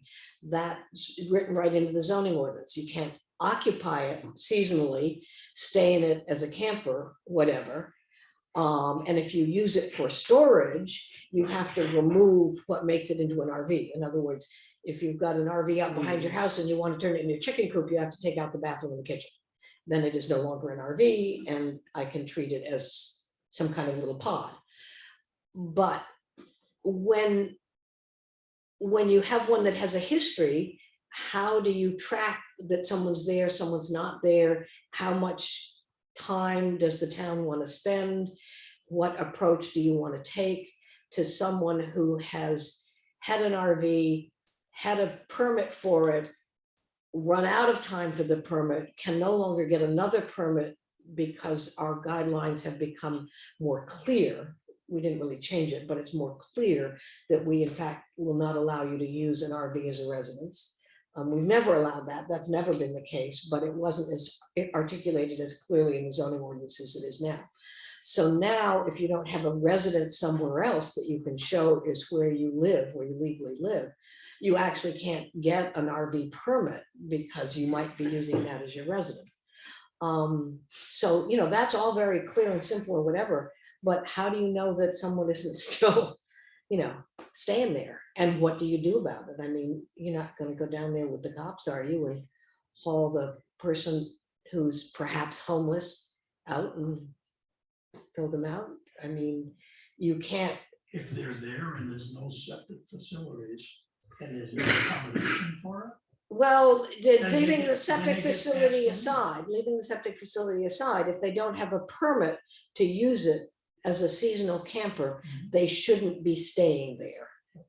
So this is what was made much clearer in the ordinance this year, which is that in order to use your RV seasonally, in the 7 months that we have now limited it to, April 1st to October 31st, in order to use it for those 7 months, you have to get a permit.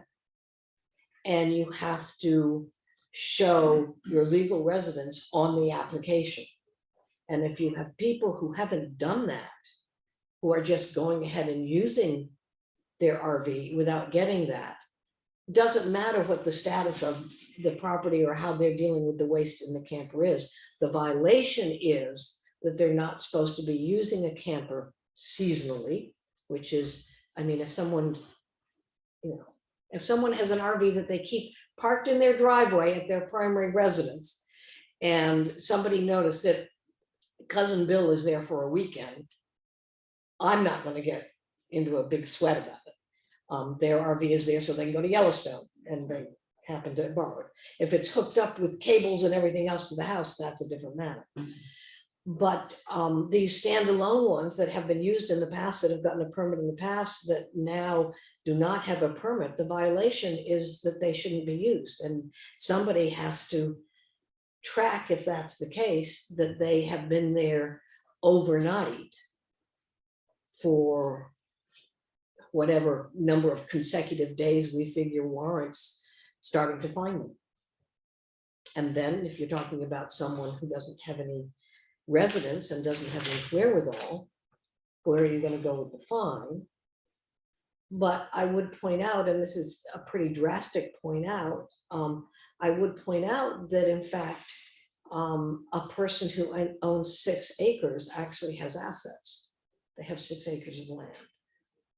And it would be up to the board and the attorney to figure out whether there is something that you do because someone won't pay fines, won't get a permit, doesn't have another residence, whatever, but actually has the asset of, well, whatever their land is appraised at, that they have somewhere between 60 and $180,000 worth of Which I would property. think would be part of the question when you ask legal counsel, working through the whole process right to the end, what's the end look like?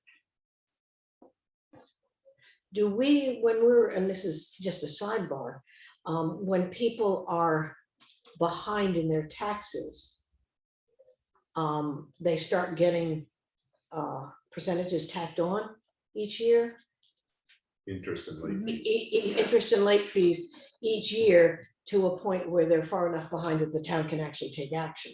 But their bill goes up each year. So the question is whether there is a financial incentive somewhere in here. And I don't know what it is. I mean, I'm perfectly willing to believe that the person that we're talking about doesn't have another home, is probably staying with friends at the moment. I have no reason to disbelieve that, although there are other things that I could disbelieve. And that they are perhaps honest when they're saying they have a back injury and can't work. And that they don't have any money. And you know, my heart goes out to people like that. But I also know that we can't help them if they don't have the wherewithal to figure out how to follow our rules. And when someone says, you know, why are you saying I'm getting fined, you know, I'm going to put in a septic system and do X, Y, Z. And I think, well, you just told me that you don't have the money for a permit for your RV. How are you going to pay for a septic design? So I don't know how.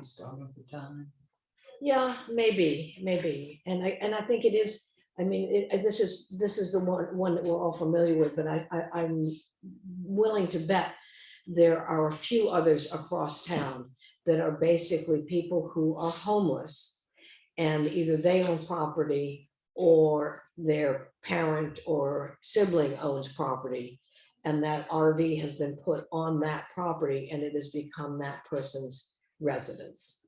And it's, you know, it's not one property. Let's just imagine that it's half a dozen.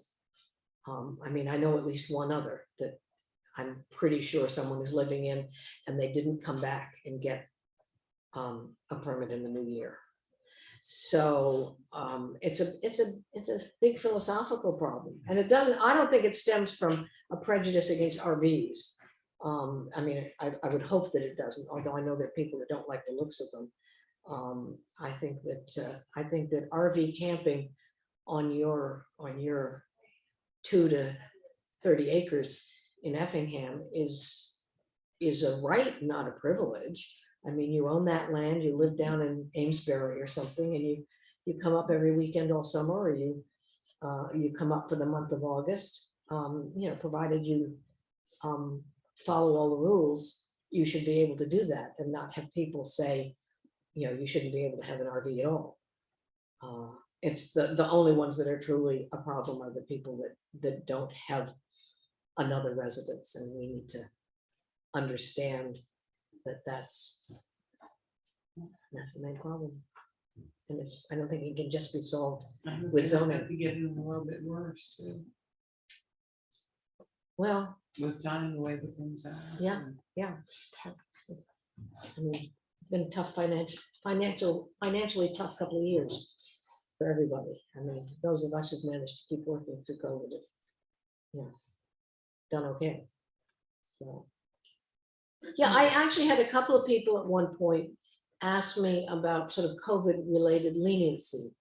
I had someone who just applied for an extension to their building permit saying, well, I'm not going to build this year, you know, lumber prices are too high. But what about the person who has the 1 year permit for an RV, which is another section of our zoning ordinance, which says that if you have a building permit, a design septic system, and you are actively building your house, you can get a permit to live in your RV on your property for 1 year. And in the 15 years I've been here, I've seen that maybe half a dozen times. And it seems like a very generous approach, because the majority of the time it's been done by someone who is going to build across the summer. They bring the RV up in the spring and they park it on their land and they live there all summer while they're building their house, and come fall, the RV's gone and they're in their house. But I did have someone ask me, you know, the lumber's so expensive, I want to put off, can I get an extension on the 1 year living in the RV? And actually, the way our zoning ordinance is written, you can. You can get a 1 year extension on that 1 year living in the RV. But it's something to consider, as you point out, where we are and what COVID has done, which is, where does the town think about the strain on people who are trying to build a home in terms of lumber prices and availability, you know, of stuff. So sort of part of the larger picture. I went on and on. I do. That's happening a lot right now, with lumber prices. Oh, I know. I mean, I know guys, his foundation and everything, all in, and he's holding off this Yeah. price of lumber. And he works for a lumber company. Well, we've been doing stuff. I mean, my husband and I have been building our house after we got it framed. We've been doing the rest of it ourselves for years until we, you know, we get a little bit of money, we hire someone to come in and finish something. But I thought, gee, there's a couple of things I'd like to get done. And I looked up the prices, of a couple of things, the fiberglass surround for a bathtub. And I'm going, you know, I mean, not the price that they were 10 years ago. So I've got a lot of sympathy for that.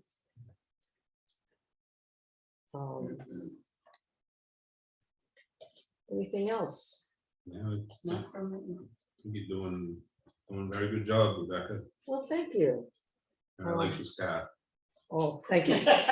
Thank you. I did have another question, and I love that Lawrence is here because he can maybe help out. One of the things that's cropping up is discussions about Class 6 roads.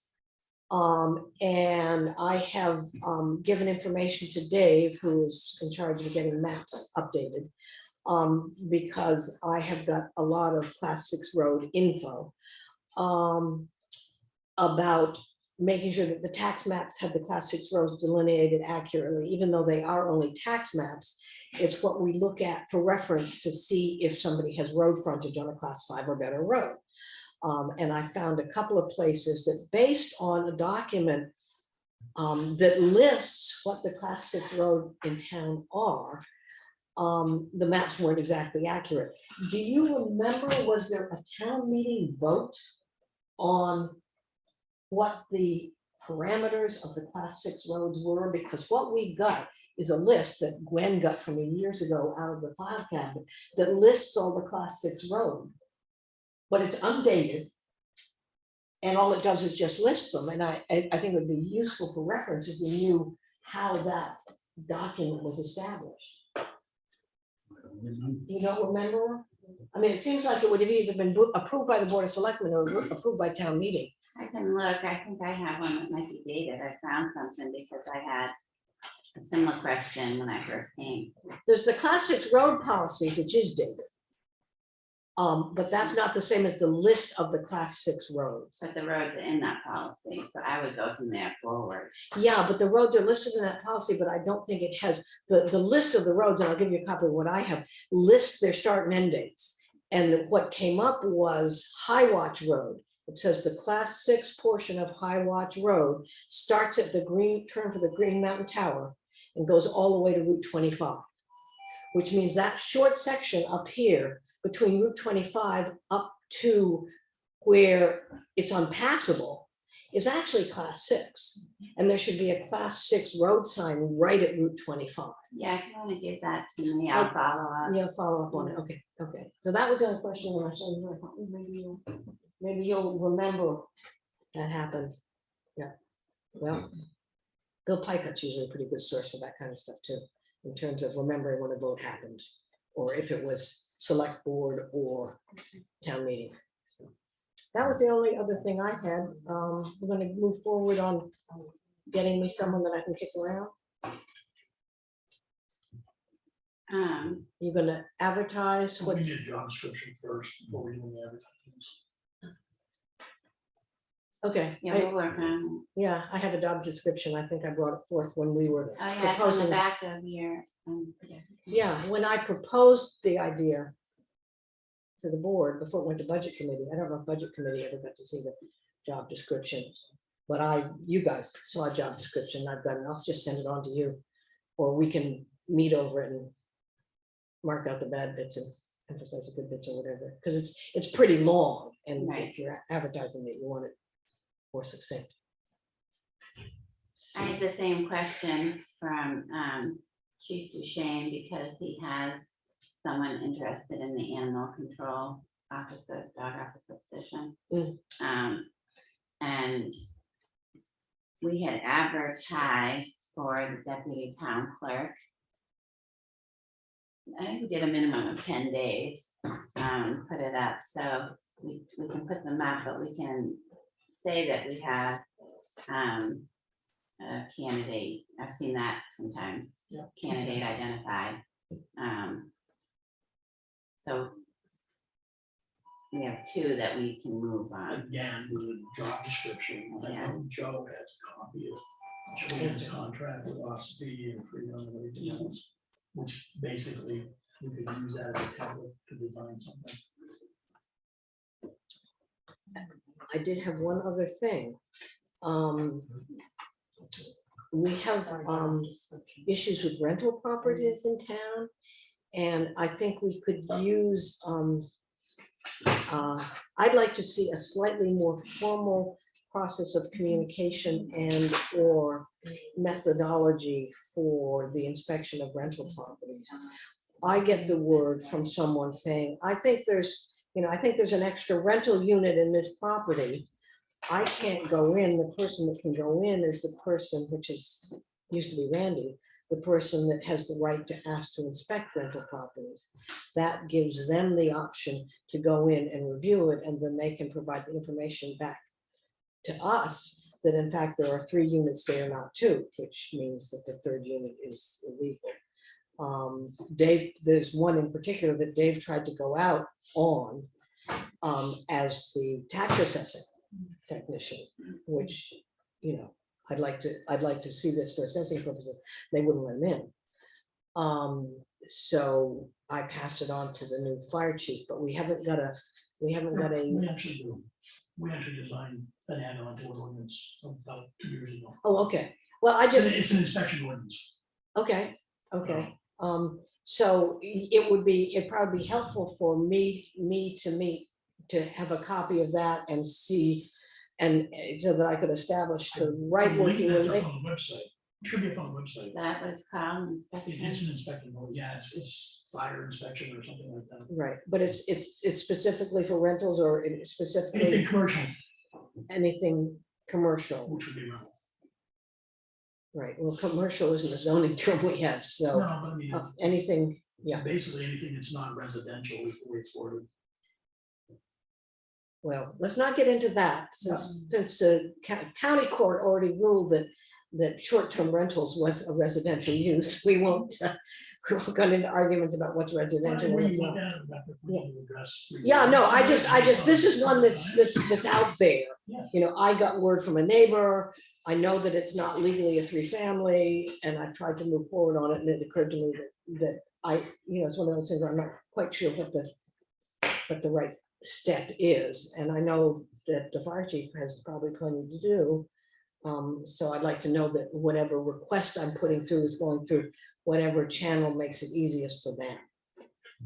Yeah, it's on, he's in charge of it. Yeah, okay, He inspects all around properties. okay. All right, well, that's it then, I guess. Nothing further? I heard nothing. Anybody else? Thank you, Rebecca. You're very Thank you. welcome, thank you.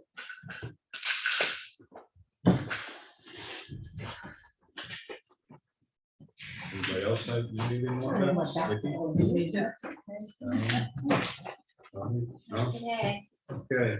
My hands full. Entertain a motion. You first, make the motion. Oh, To adjourn. I make a motion to adjourn the I'll board of second. selectmen's meeting. All those in favor? Alright. Aye. Thank you, folks. Thank you. I don't know if I should thank you. You will every week.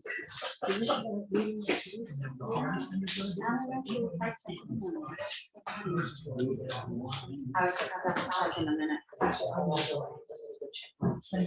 My real name. See, I know there's something that I popped in on Tuesday. Hey, just to let her know, we know she was Yeah. John is going to have, I can't remember. Yeah. Like, Yeah,